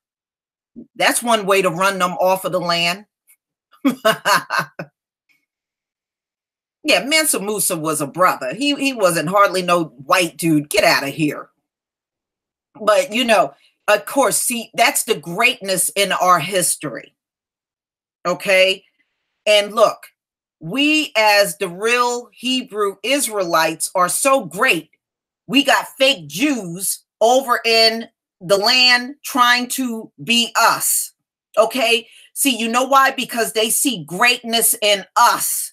That's why they try to steal what we are, who we are, and what we are. They try to steal it and take it over. But you know what? The Most High knows who his people are. They're not fooling him one bit. And if you notice, they are not a protected group of people. Since they've been in that land, they have been fighting with everybody around them non-stop. I mean, we haven't gone a day without them going at the Palestinians and those two fighting. They have not been in that land at peace for one damn day. So they're really not getting any protection from the Most High. And it makes me laugh that they go pray at the Wailing Wall, right? Ladies and gentlemen, that Wailing Wall was constructed by the Romans. Why would the Most High tell Hebrews to go pray in front of a wall built by Romans? I mean, everything about these people don't fit who the real Hebrews are. Nothing about them fit. Not to mention, they got the highest rate of skin cancer in the world. Israel got the highest rate of cancer, skin cancer in the entire world, which is very evident that they don't belong in that land. How the hell do you belong for that region and you can't even handle the climate in that region?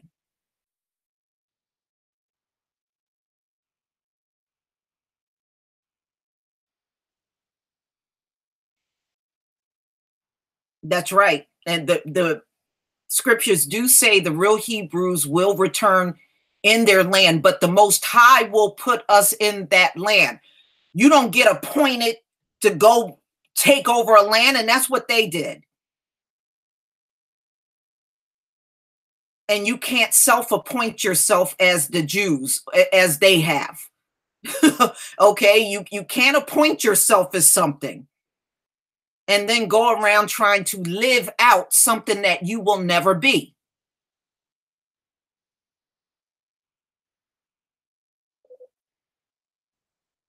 Yeah, they're the synagogue of Satan, and that's who they always will be.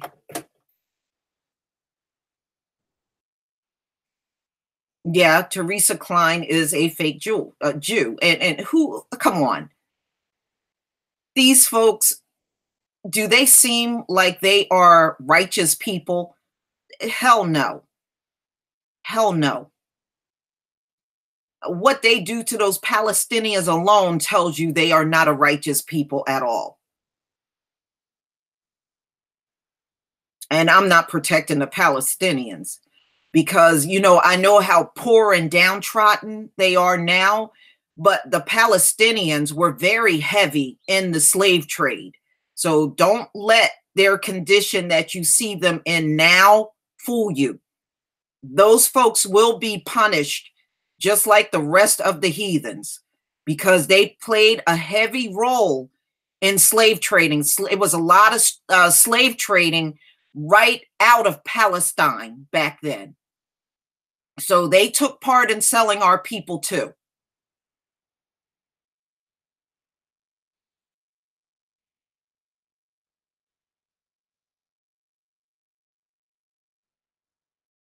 Well, yeah, everything they do is contrary to the Bible. They don't do anything according to the Bible.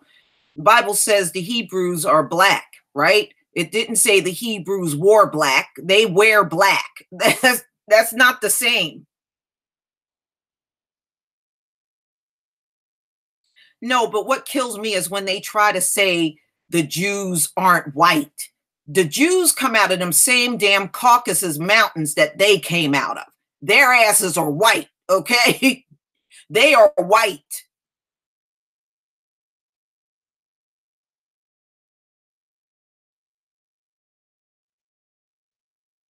Yeah, he is. But you know what, Queen?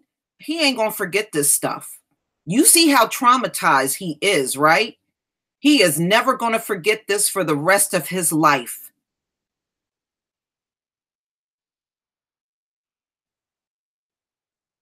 And you know what? No matter what his mother sit around and make him say, you can tell in that child's soul, he ain't feeling that forgiving stuff. You can look at him and tell.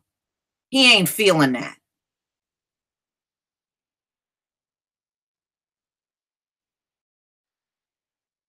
Exactly. They went into Egypt black and came out white. We know that didn't happen. But when you listen to these Jews, you know what story they tell? Because I was listening to one of them on a YouTube video. This was a long time ago, maybe like 2012. And this is the story they tell. Yes, the Jews were black. Yeah, the Jews in the Bible were black. And then they went from black and changed to white. That's the story they tell, which is a bold-faced lie. The Jews were black then, the Jews are black now, and the Jews will always be black. But that's the lame-ass story they tell. That's right up there with the South African Boer story. Oh, when we came to South Africa, the land was empty, so we took the land. Get out of here. These Edomites didn't go no goddamn where on this planet, and the land was empty. Okay, they didn't go no damn where on this earth and the land was empty. But this is the lie they're telling. The Jews went from black to white. That never happened. Nor is that recorded anywhere in history or in the biblical text. It does not say anything about their skin turning.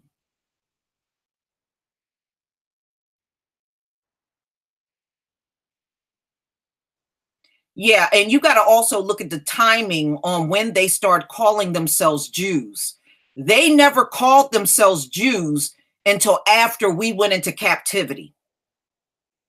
Okay, prior to us going into captivity, they were not on this planet calling themselves Jews. So that should tell you a lot right there.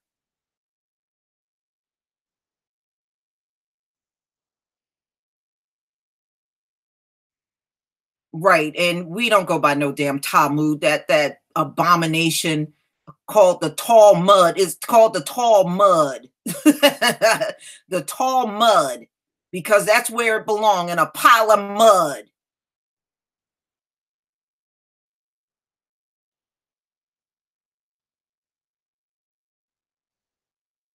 But trust me, ladies and gentlemen, they are going to be punished the worst for impersonating us on this planet. They are impersonating the real children of Israel, and they are going to get the worst punishment of all for doing that.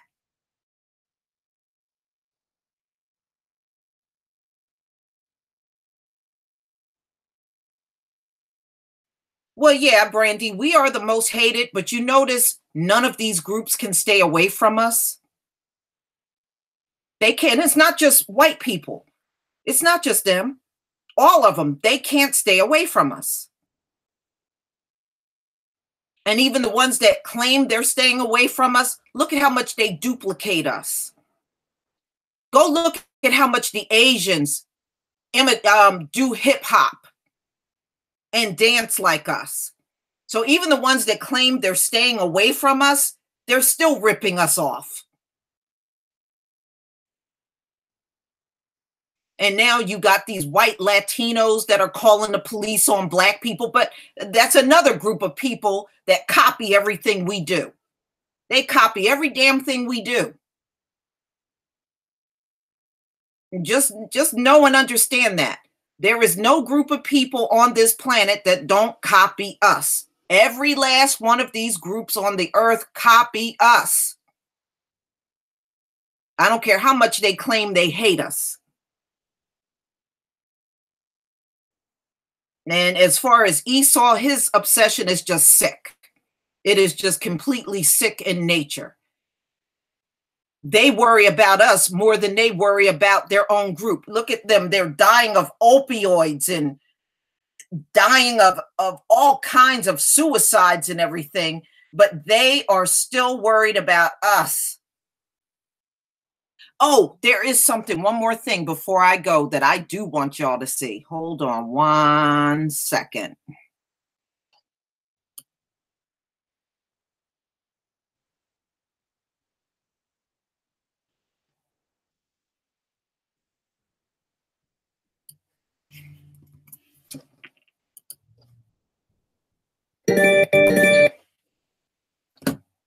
All right, get this together.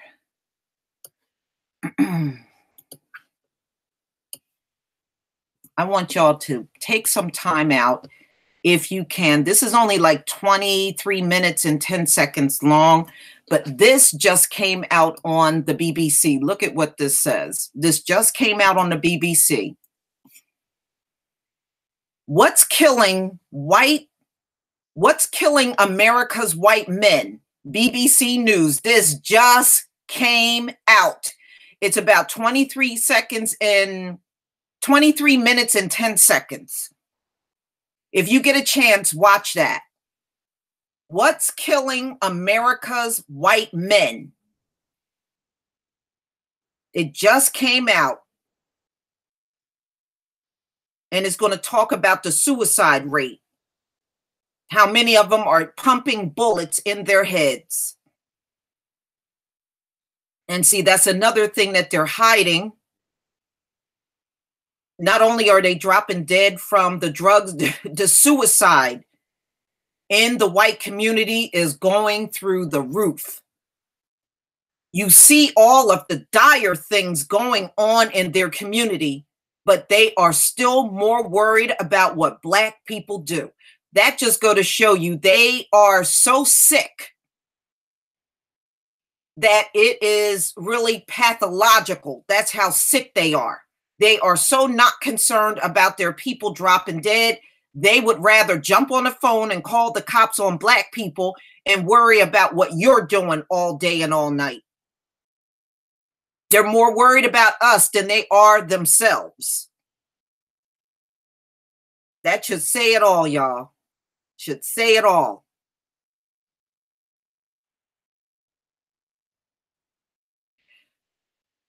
But I'm glad we finally got through this. Okay. And I know Shabbat is really not over for everybody until sundown. But I want to thank you all for coming and sharing in the book of Jasher with me. It really brings to light some of the things that you might not have heard in the Bible. So it does fill in a lot of those gaps. So it was very enjoyable. I could listen to that book forever and never get tired of it. I'm serious, y'all. But you all have a wonderful Shabbat, and we will definitely be coming together next week to do the book of Enoch. Shabbat Shalom, family.